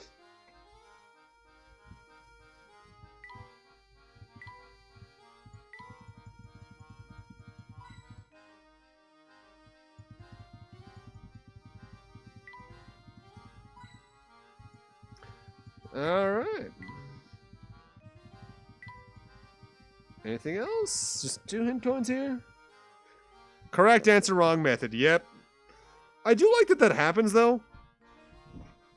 Because I always like seeing how different people arrive at the same answer. In a way, that's what I really liked about Breath of the Wild shrines. Because, yeah, there's the intended solution, but due to the way the mechanics work in that game, each shrine usually has maybe 3 or 4 different solutions. Even if some of them are just by doing some weird-ass physics shit.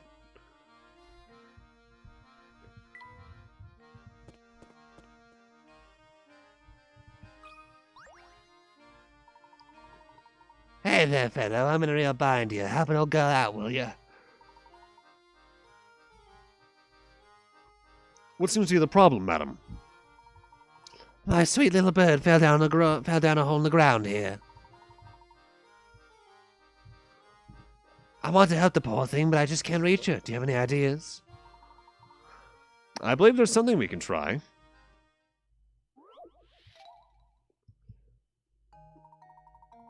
Oh, Jesus. Alright.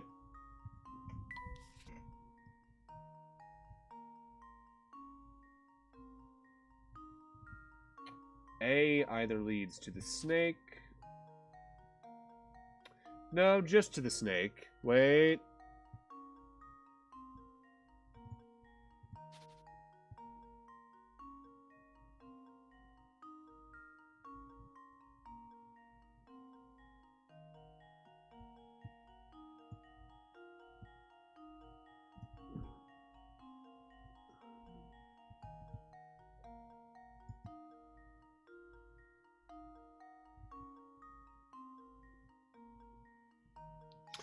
Well, it looks like A and C loop in on each other. Well, that's not good. That means it must probably be them, huh?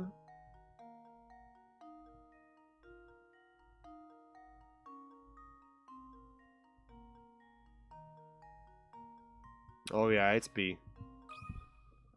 And now to test my theory. Ha! Wonderful.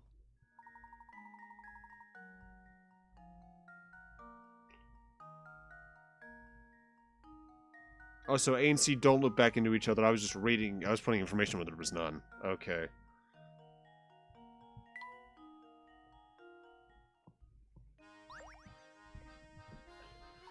There's my little birdie. I was worried she'd be stuck down there forever. I wish I had some way of thanking you properly. Oh, I know. Here, you can have this tea set and these lovely herbs. Take 'em, I insist. Tea set minigame. What?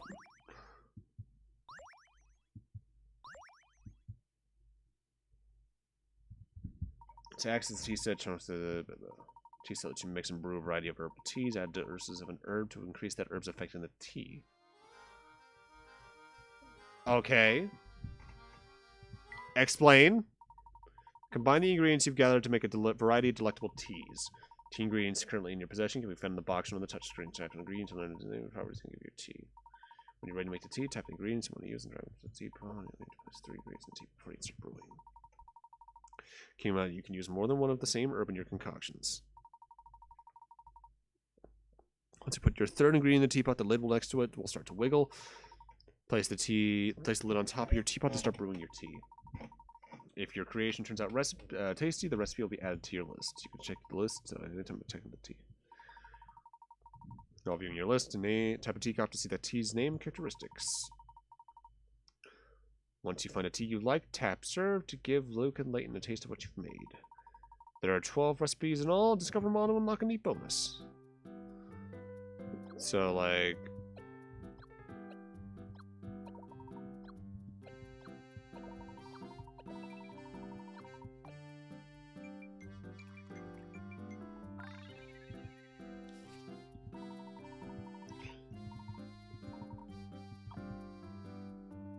Huh.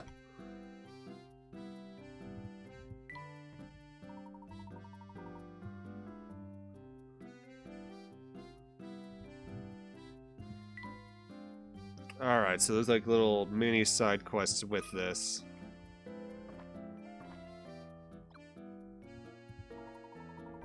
This is splendid, Luke. This is truly a testament to the restorative power of tea.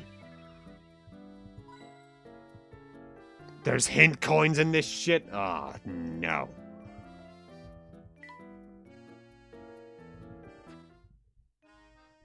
That, I don't like that. Oh god, the minigames got worse.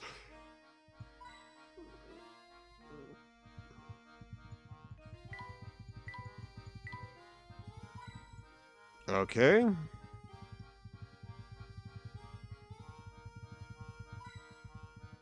Alrighty, anything else here? Oh!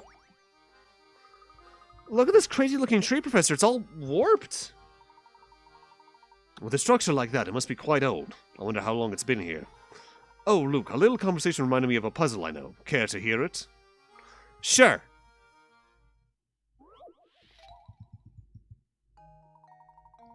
The country road you see here is lined with a single straight row of trees, each planted at a different time and each a different distance from its neighbor. Of the 5 trees labeled A through E, which of the trees have a greatest distance between them? So the diagram carefully and draw the line between the 2 trees you've chosen. It can't be.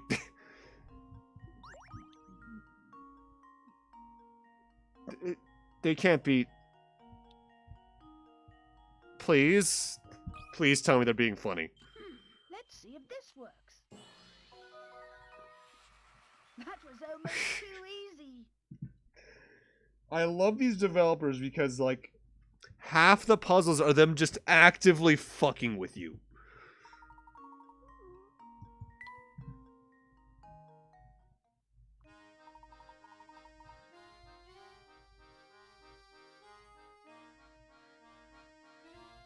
Perhaps I should have prepared something a bit more challenging for you, Luke. Well, we'll save that for next time. For now, let's continue our walk about the village.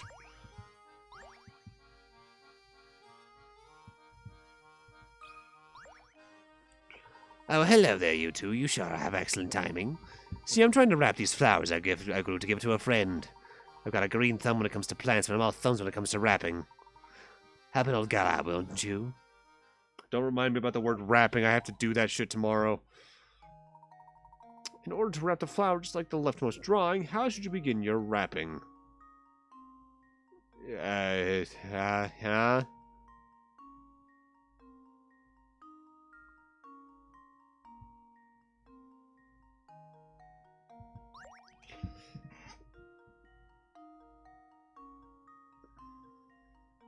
Oh, wait a minute. Okay, I get it. The thing we're focusing on here is probably the green edge of the paper, because that's not a shading thing, because it's on different sides of the paper.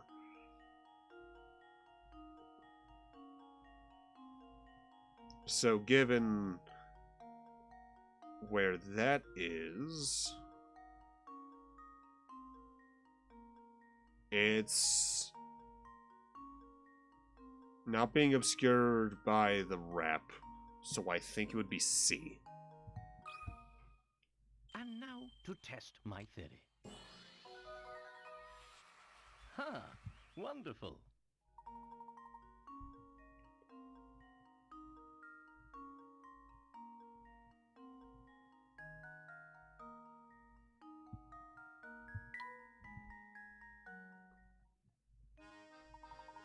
Well, that's about the finest wrapping job I've ever seen. You sure saved me a heap of trouble.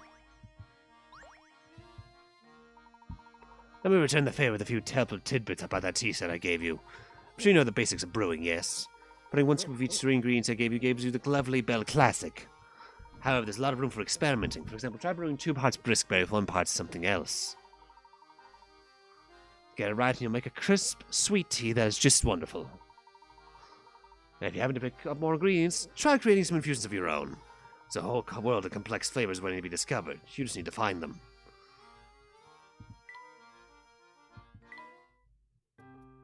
So 2 of these? But one of what? We got a 50% chance probably to actually do the little quest that Luke has. Let's try the leaf.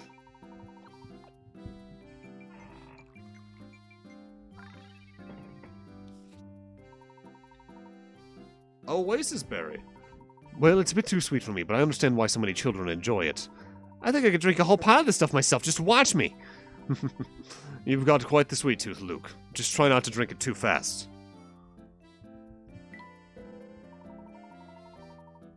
Well, he's asking directly for it, so we're good.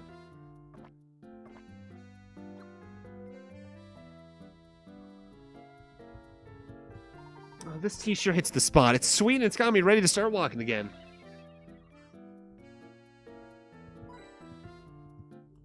How is the hint coin spawning in our tea mugs? Are we the hint coins? Are hint coins made of people? Are people made of hint coins? I'm not ready to deal with the existential crisis of this. Alright, now that I've done those puzzles, can I go up here? Look at all these booths now. This is what I call a festival. Oh, I love all the hustle bustle. It's so wonderful. Shall we walk around and take in more of the sights then? Definitely.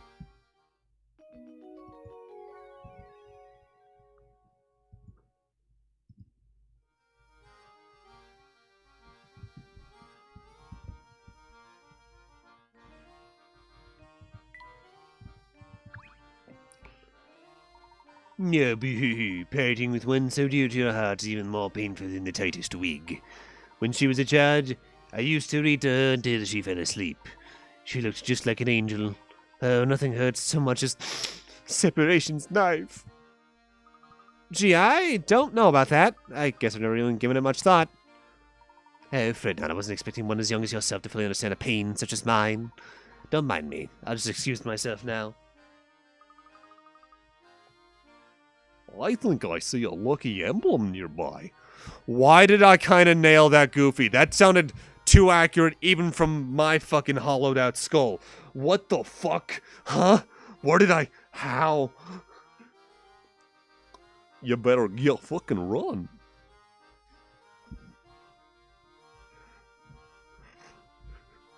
I don't like that. I can... Oh no. The way he was carrying on, you think he just got dumped. But he seemed sad in a different way, didn't he?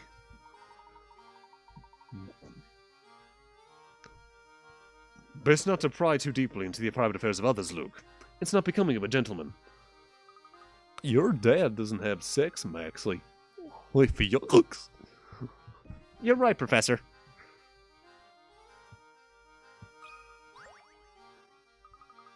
Hey, fellows, pleasure to meet you. My name's Albert, and I'm just nuts about our beautiful village, which is why my head is shaped like an almond, clearly.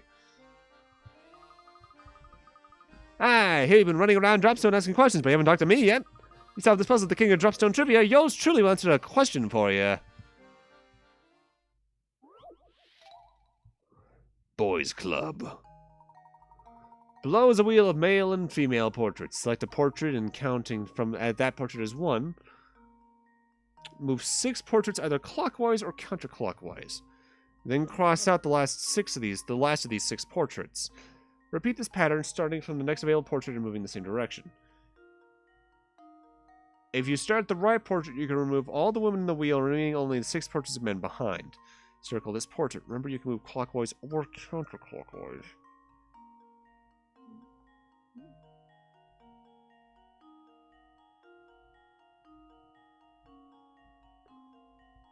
Why the fuck this dude here on the bottom look like Waluigi?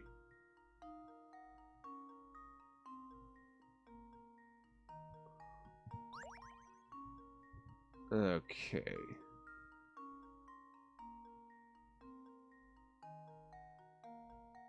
So, like, I can start here. 1, 2, 3, 4, 5, 6. That's not gonna work. I probably need to start one of the guys anyway. So, like, 1, 2, 3, 4, 5, 6. 1, 2, 3, 4, 5, 6.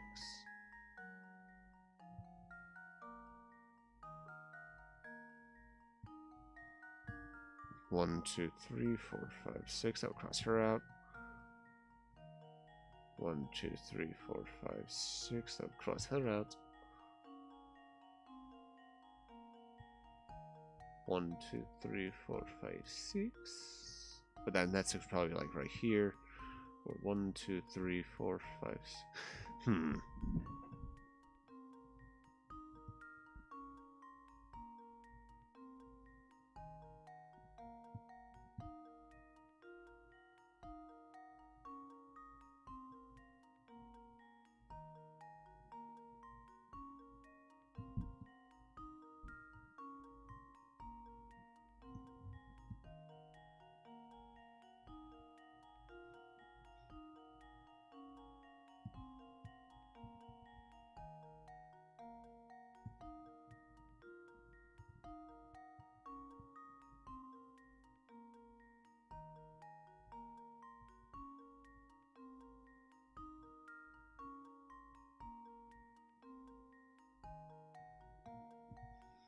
Hmm. Don't ask questions you don't want answers to.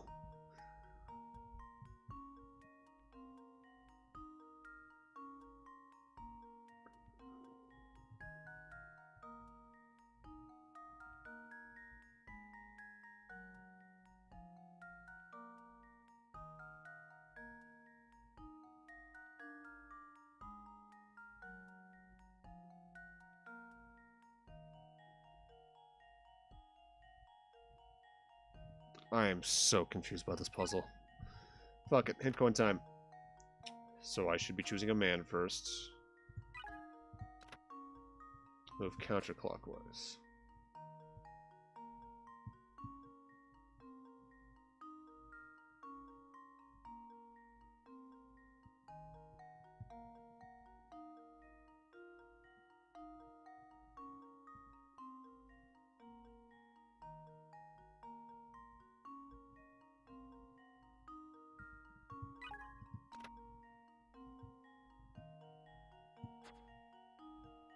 Oh, if I'm removing the one from 5 o'clock, that is...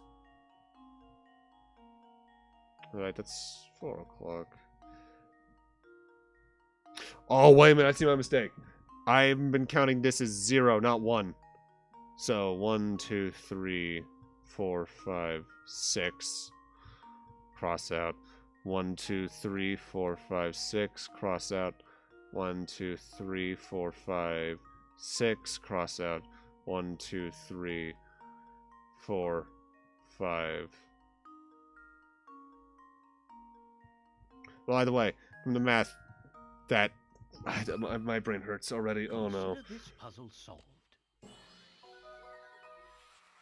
Ha! Wonderful.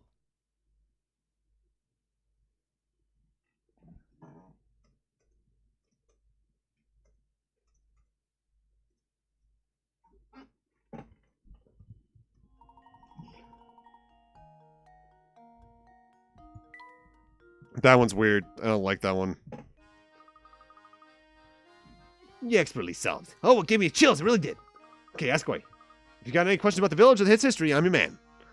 Would you happen to know anything about a supposedly cursed antique called the Elysian Box? Huh, terribly, but you've gone beyond my area of expertise. I've never heard of the thing. What I can tell you is that the people in this town jump at the very mention of curses. What I gather, it seems they have some connection to the village in its days of the founding. Unfortunately, that's all the available info I can really give you on that subject. Sorry to let you down. Fair enough.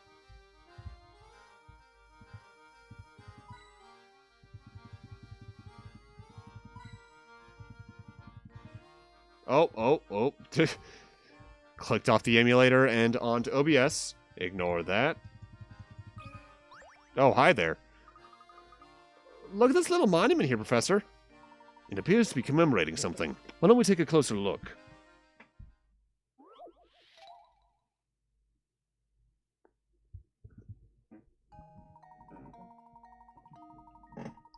On the day Dropstone was founded 50 years ago, the villagers toasted with red wine and danced late into the night. They also built this statue engraving the word red and the date 812. Part of the statue, shaped like a wine glass, can be filled with water from a spout in the top. While the statue describes its village Villagers' Day on the day of Friday. You can also show where they all found themselves the day after the festivities. Can you figure out where the villagers were? Answer in 3 letters.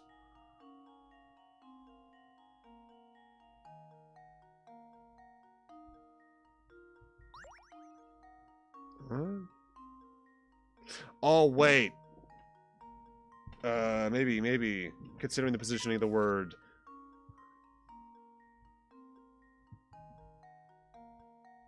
Yeah, that's totally what it is. So instead, by cutting the letters in half because of where this mug is, the water would be filling that up completely.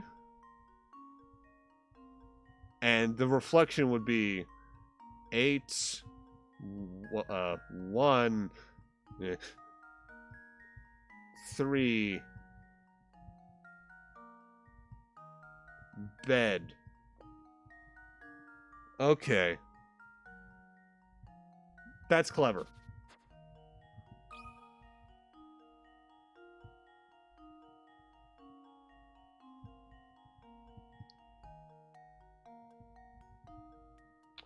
So that's not what I typed at all. Thank you.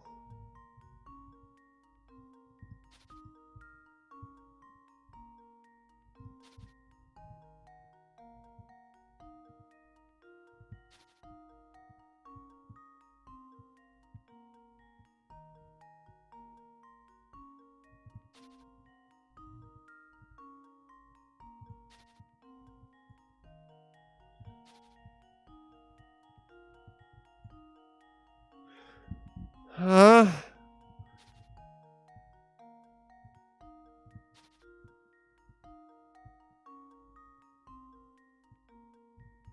This letter recognition startles me every time I use it. Because Consider this puzzle at solved. times it's more accurate than a lot of other games doing that in the system. Hell, it's more accurate than what the DS did for shit in like Okami did and the Wii did with Okami. The other half of the time, it's like, what the fuck are you doing?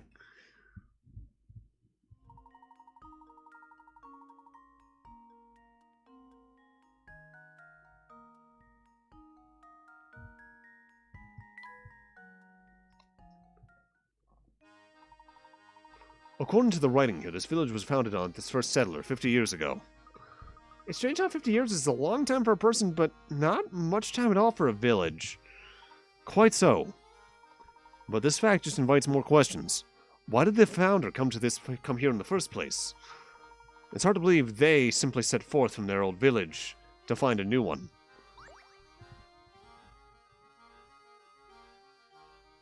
Yeah. Alright. I can't enter the town hall, really? Okay, that might be why. This building appears to be the town hall. Yeah, but it looks like it's closed for the day. Well, they probably wanted to give everybody a chance to enjoy today's festivities. Luke, this reminds me of a puzzle set in front of a town hall like this one. Care to give it a go? Would I ever?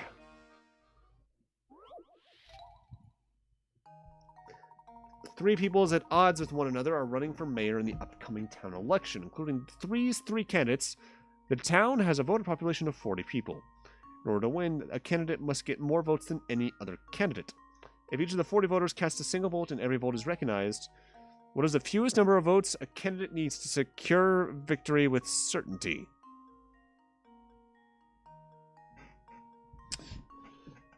Alright, so...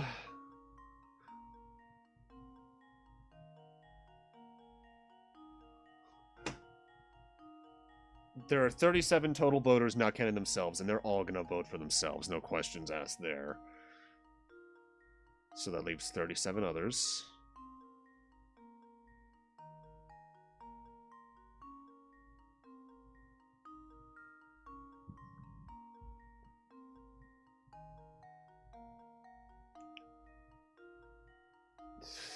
To get a majority out of that, you need to be the winning half, more or less. Because if they went evenly, oh, they could go evenly in thirds as well. Now that I think about it, well, as evenly as 37 can be divided, that's like what, 12.3.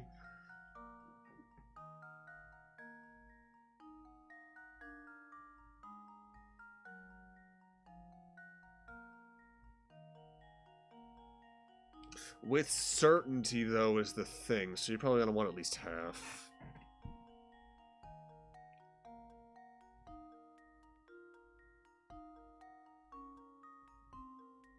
Is the answer just 20 because of that, though? Because if it was 2 people going 50-50 is a danger, but you're not guaranteed 50-50 in this. Because the other person could get 19, then the other person would vote for themselves. So yeah, I guess it would be 20, huh? It's great with recognizing numbers, though. I'll give it that. Here goes. That was almost too easy.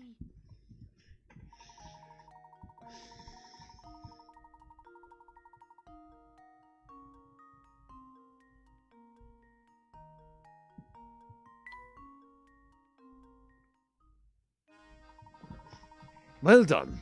Now we should really get back to investigating the town. Alright, right or left? Fireworks, giant cow balloons. Wow, look at those giant cow balloons. It looks like the villagers are setting up for the livestock competition. Livestock competition? That sounds like fun. Yes, I'd certainly like to see the competition myself, but it doesn't appear to be quite ready to start yet. While we're waiting, can we go see more of the village? Certainly. We can return later when the competition commences. Yay!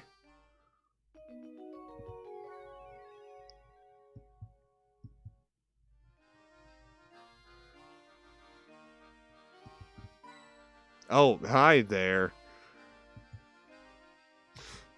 You know what this whole thing reminds me of?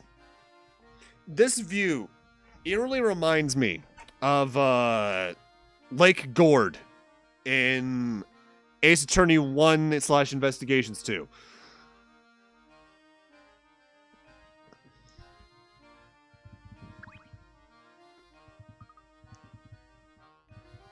Alright, so I can't get too close to that, otherwise I triggered the thing. Oh, there's one.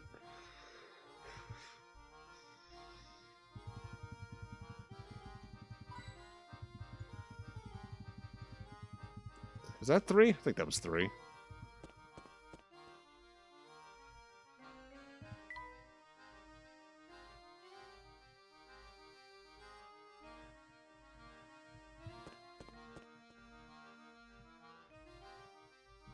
I have a feeling I'm not going to be able to pass him, but I can enter there.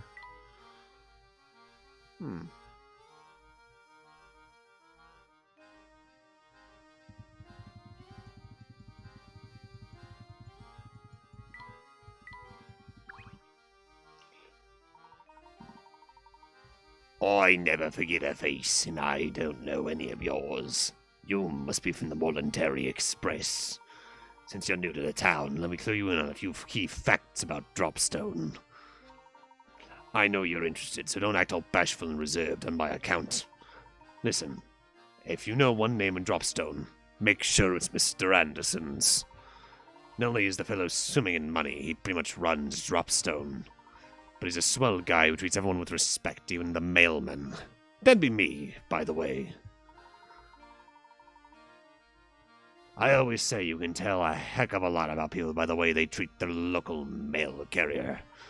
But even nice guys like him have troubles. I hear he spends all his time fretting about his daughter. That reminds me, I just saw a pair of unusual characters head up to our Mr. Anderson's house. The two of them said they were police from London, but something about them seemed downright fishy. 2 people, huh? Are you referring to Inspector Chelmy and his assistant? Tell me, you say. That sounds right. He said he had official police business, said he needed to see Mr. Anderson. What possible connection could there be between Mr. Anderson and the Elysian Box? Well, it seems that Mr. Anderson serves as the head of this community. It's only natural that he'd know about who and what passes through this area. He's a big fish, all right. You're right on the money about that. Heck, even the owner of the Voluntary Express steps in to pay him a visit when he's in town. Yep, I bet those 2 officers are just being waited on like kings at Mr. Anderson's as we speak. But enough chit-chat. We've got a festival going on now, so go have some fun. Cool.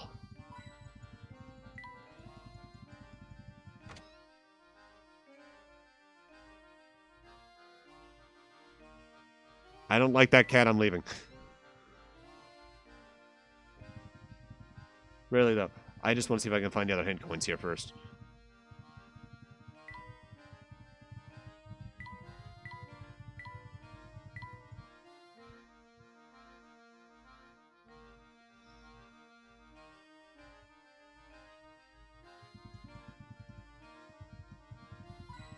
Aha! Alright. If there's 3, there aren't percents for just having 2 of them.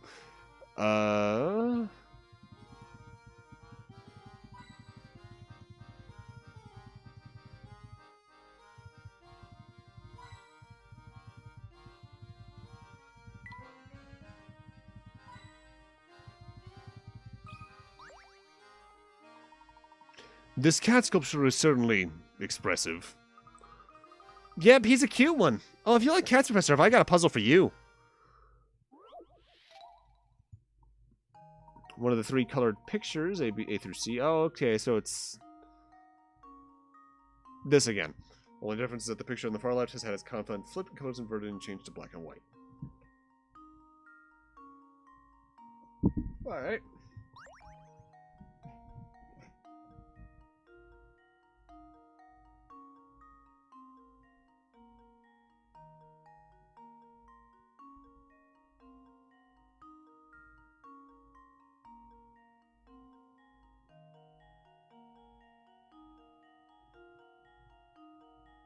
Ooh. This one's harder.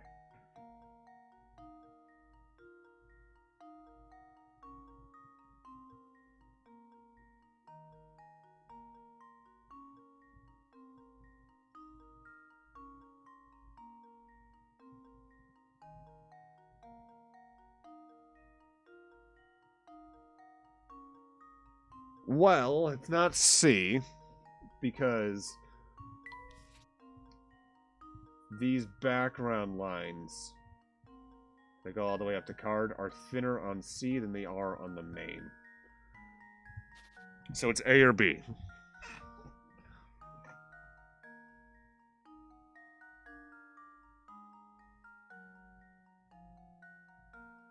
But wait.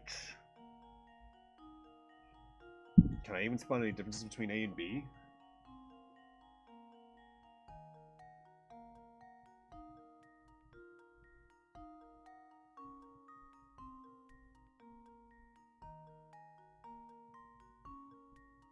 If there's differences, they're super minor, so I guess I'm just gonna flip a coin on this one.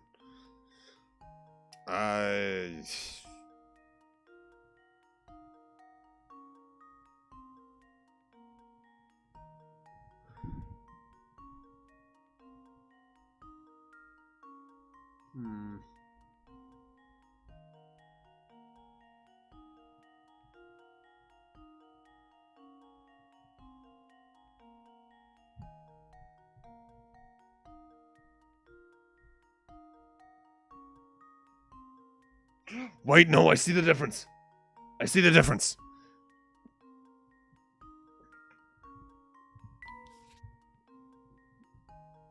Eyelashes. Short eyelashes. It's B. And now to test my theory. Hey, welcome home, Volt. Jesus, I've been there. Some of the highways around me have been closed recently as well. Hey, Bun, how you doing tonight?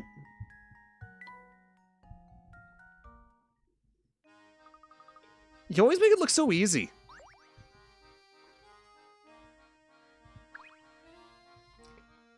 Greetings. I don't think I've seen you around these parts before. May I ask your name? Of course. I'm Professor Layton, Professor of Archaeology at Gressenheller University. Charmed, sir. Welcome to Dropstone, Professor Layton. My name is Dorothea, and I'm a maid at the service of the Anderson family. Tell me, what brings you to our humble village? My companions are after an artifact known as the Elysian Box. Have you heard of it before? Can't say that I have. But the Master is quite knowledgeable about curiosities such as that. The Master, madam. Oh, excuse my thoughtlessness. I keep forgetting you're new here. I'd venture there's not a single resident of our village who doesn't know Mr. Anderson. I see. Well, if it's not all possible, we'd very much like to meet Mr. Anderson. Burning from before 9 to after 3? Jesus, that's not good. Normally I'd say he'd be glad to receive you, but lately he's been preoccupied with his daughter. I don't mean to pry, but has there been some issue between Mr. Anderson and his daughter? Well, yes, just between you and me, though, in the wall. His daughter's been secretly planning a trip alone. Secretly planning a trip alone? Is that your way of saying she's planning to run away? Yeah. And what's worse is that the master's starting to catch on that something is going on. But after much talk, the servants have decided to cheerfully see the master's young daughter off. So you're in support of allowing this girl to go off on her own. Why is that? Because the purpose of this trip is to fulfill the last request of the young lady's late grandmother. Pile of tires. Jesus, that's gotta smell awful too. Ugh. I was laughing. So the main reason stream was canceled on Tuesday. I was exhausted for one thing, yes, but I was having people over that day. My friend Scott and his partner Zoe. Who are like two of the people I keep in contact the most with from high school. They were supposed to meet, come over to my place around 2. They didn't get over here until around 6 because they were getting their car work done at a tire place. And that just gives me flashbacks to one of the times I've been in a town fair tire and how the smell of that many tires in one room, and if you're only in that one room once, sticks with you. It is awful. I do not know how people work in that. I would be driven insane. That's it. I'm glad they got their car fixed. I see. May I inquire as to what that last request was? Well, I myself have only heard scraps of the story from other people, so I can't say much. But whatever the request, it's one that the young mistress seems to feel is extremely important. Oh, James used to work in like a tire area or something? Or like live near one? Now look at that. Here I am gossiping away when there's supper to prepare. Please excuse me, Professor Layton. I need to get back to work. Oh, before you go... Right, she's gone. Maybe it's me, but it sounds like Mr. Anderson's leaving home on more than... It sounds like Mr. Anderson's daughter's leaving home more than going on a trip. Daughter's leaving home. Okay. It's like, that doesn't make grammar to me. And yet, for some reason, the servants are cheering her on. How odd. Yes, very. And think about the consequences should Mr. Anderson find out what's been going on. The servants must have a truly solid reason if they're resolved to keep a secret like this. Oh, hey, Airfly! How you doing tonight? You were playing Pokemon, right? How'd that go? Oh, wait, shit, that's technically a raid, isn't it? Hit the button! Button. That's the right button. There we are.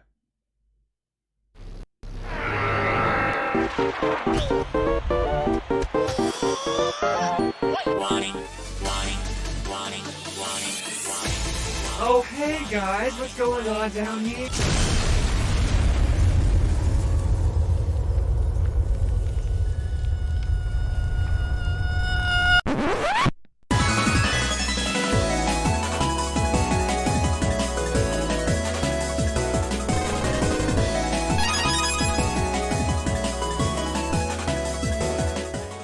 Welcome on in, Airfly. Hope your stream went well. I hope Pokemon, whatever you're doing, it's going well. I will grab that game maybe sometime. Welcome to Professor Layton and the Diabolical Box. We're about 4 hours in. I'm actually going to be ending stream relatively soon. I don't even know how many puzzles we're in deep. And so far, this plot line is we're traveling. And that's it. What could it possibly be? I'm getting the feeling Dropzone isn't as ordinary as it looks. You're not the only one, Luke. But enough speculation. Let's go explore more of the village. Okay, Professor. Does that make it a rather curious village? We're 38 puzzles deep. Ash, I know I asked how many puzzles the game had, period. How many of those are in the storyline? Because the last game was like, what? 120 main game. And,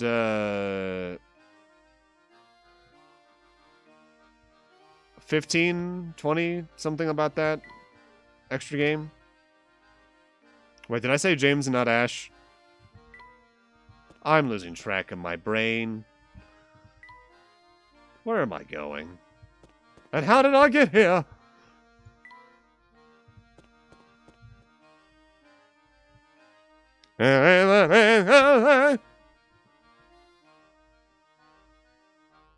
Now, see, I'm used to Bun Bun having unique Pokemon experiences with how much Pokemon she plays.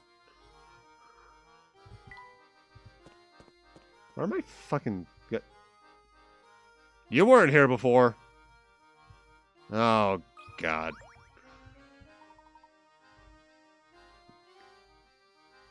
What are you bugging me for?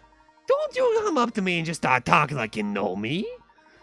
I was dreaming of the world's most amazing hat, but you came along and derailed my train of thought. Oh, I did? Well, I'm sorry for that. Sorry, are you? Well, don't just say it, prove it! By solving this amazing puzzle I thought up. Yeah, that's part of why I stopped questioning Bun Bun's purchasing decisions. There's a fellow with a very particular rule about when he wears his best hat. When it's sunny, he always wears his hat. When it's rainy, he doesn't wear his hat. When it's cloudy, he doesn't wear his hat unless it's been cloudy for 2 days in a row. In which case, he wears his hat on the second of these days.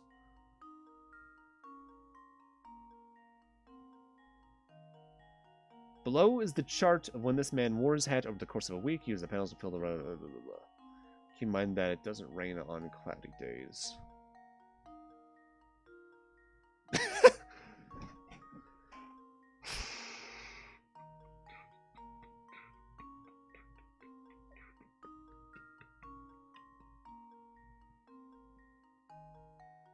So he always wears hat on sun. Doesn't wear it on rain.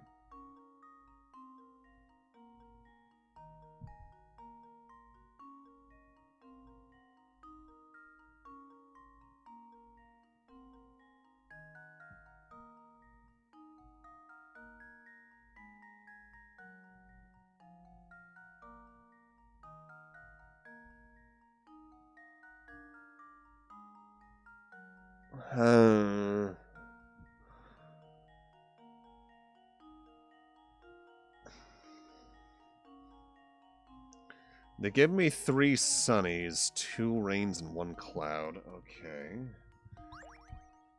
I'll take like 2 clouds, but I can't move that one.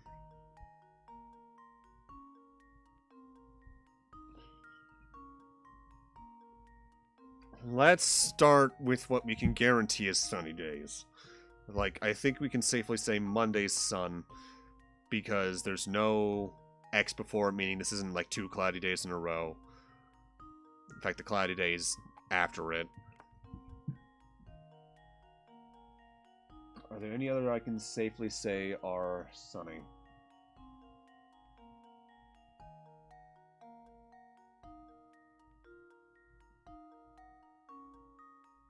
Thursday could be cloudy. Or not, because we only have the 2, so maybe the cloudy thing is not even an actual element, it's meant to throw you off.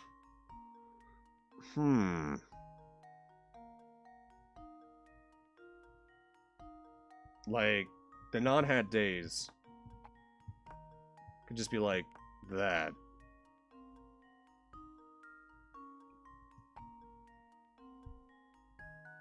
Then where's the cloudy go?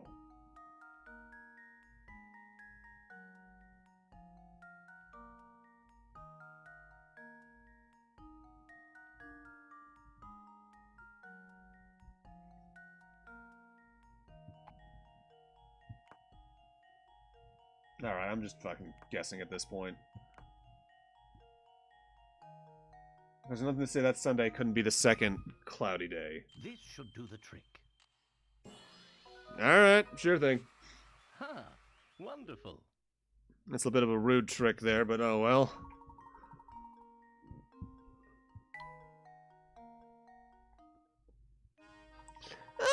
so that's how it works. Okay, so solve that to me, you're back on my good side. Besides, it'd be stupid for the two best dressers here to fight. Sure thing, buddy. Well, since he showed up there, does anyone else, like, newly spawned at other screens?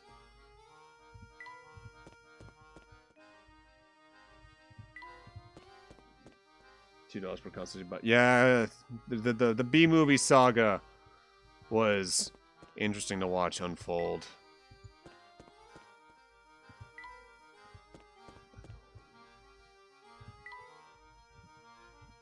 I guess let's head to the Anderson house, maybe?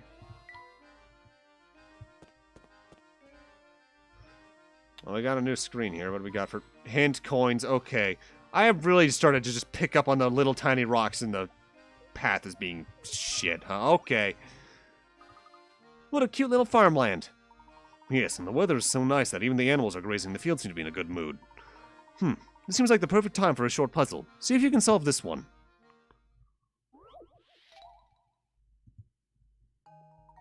You have 4 horses, all of which travel at different speeds. In traveling from point A to B, these horses take 1, 2, 4, and 6 hours, respectively.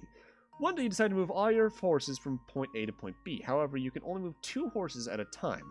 You need to ride a horse back to point A each time you return to move your other horses. No, you can only move as fast as the slowest horse you're traveling with. What's the fewest number of hours it'll take to complete your move? You're always going to want to take the fastest horse back. So you're probably going to want to, like, the 1 plus the 6. So you're at 6 total. And you go back for 1.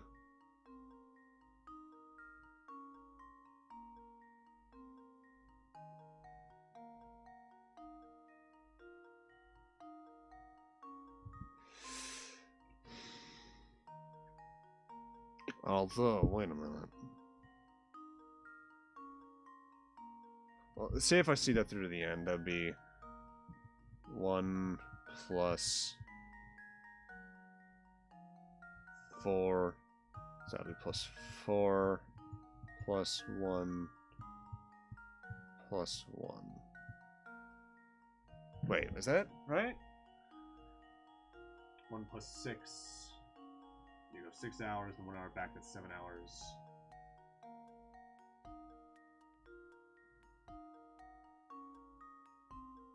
Four hours one way, then 1 hour back. Oh, wait, no, that's plus 2.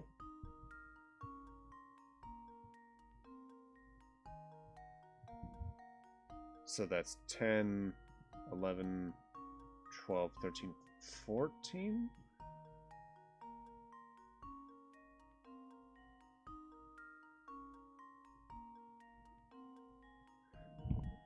I think there's actually a faster way you can do this.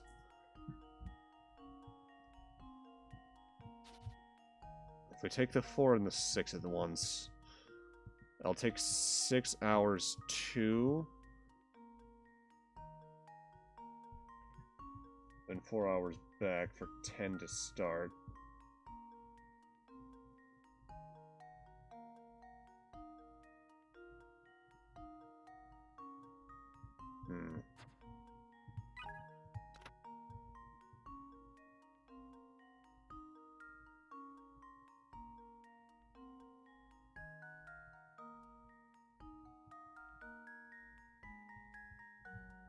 Don't always need to return from B to A on the 1 hour horse.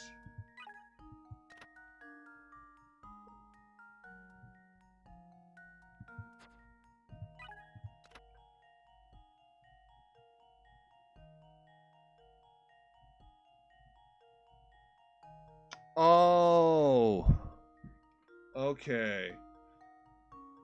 I see now. So you take the 1 and the 2 over. So that takes 2 hours. And then you add 1 to that for the hour trip back. Then you take the 6 and the 4 over, takes 6 hours. Then you take the 2-hour horse back, and then you bring the 1 and 2-hour horse back. And then that gets all 4 over to B. Okay. Okay. So this is just another fucking version of the chicken, wolf, and cabbage. Just that it's entirely a word problem. So it was fucking with me. So that is 13 hours.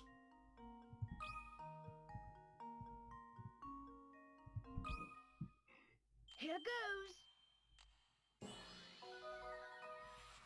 Piece of cake.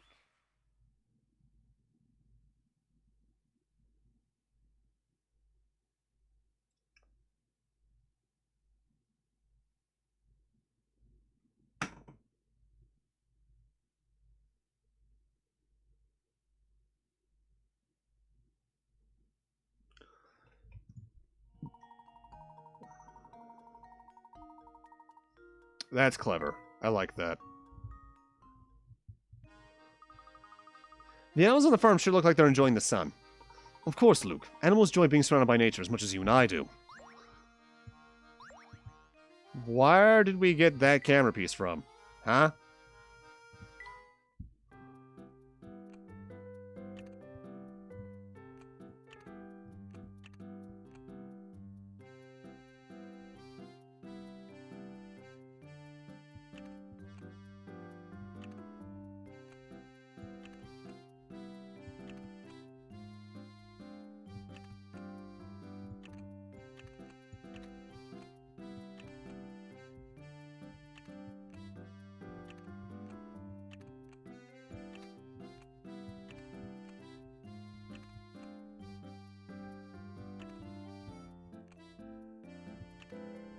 I'll understand this puzzle someday. It's 10 parts, though, so 1, 2, 3, 4, 5, 6, 7. 3 more, and then we'll be able to understand that for real.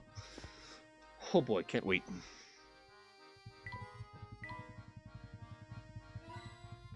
Two. Me! I'm a world traveler, but I'm stuck here till I score a ticket on the Mall Entry Express. I was hoping for a freebie, so I told Beluga one of my puzzles to break the ice. Unfortunately for me, he got all hot on the color and he couldn't solve it. Yeah, maybe you'll have a better luck with it.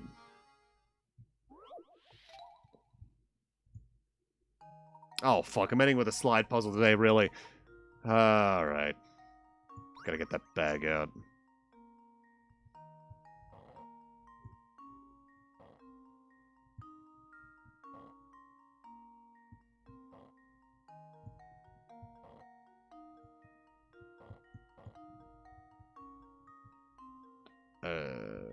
Yes, this will work.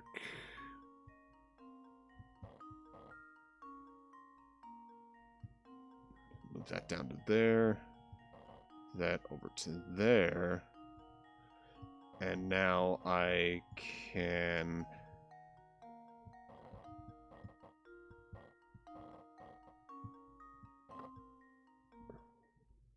Consider this puzzle solved. A true gentleman leaves no puzzle unsolved. Oh, that wasn't too bad. That was a pretty easy slide puzzle compared to some of the other ones we've done. You're a pretty clever bunch, aren't you?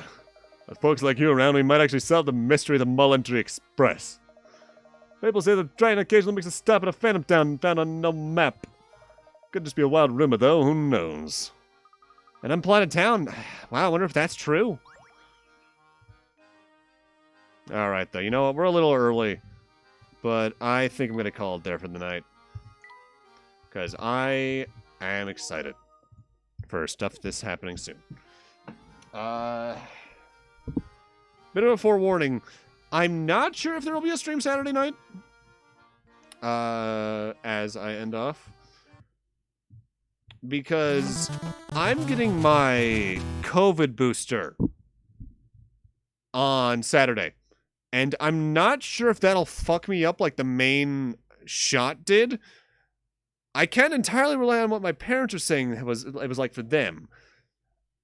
Because, frankly, I got a different shot than them. They got Pfizer, I got Moderna, and who knows? So if there is one, I'm probably gonna, and if I seem low energy during it, that's probably why. For now, though, let's find someone to raid.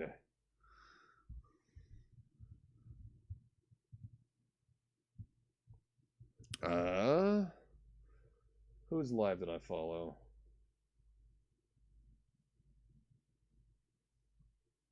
Oh, you know what? We're gonna raid Rox.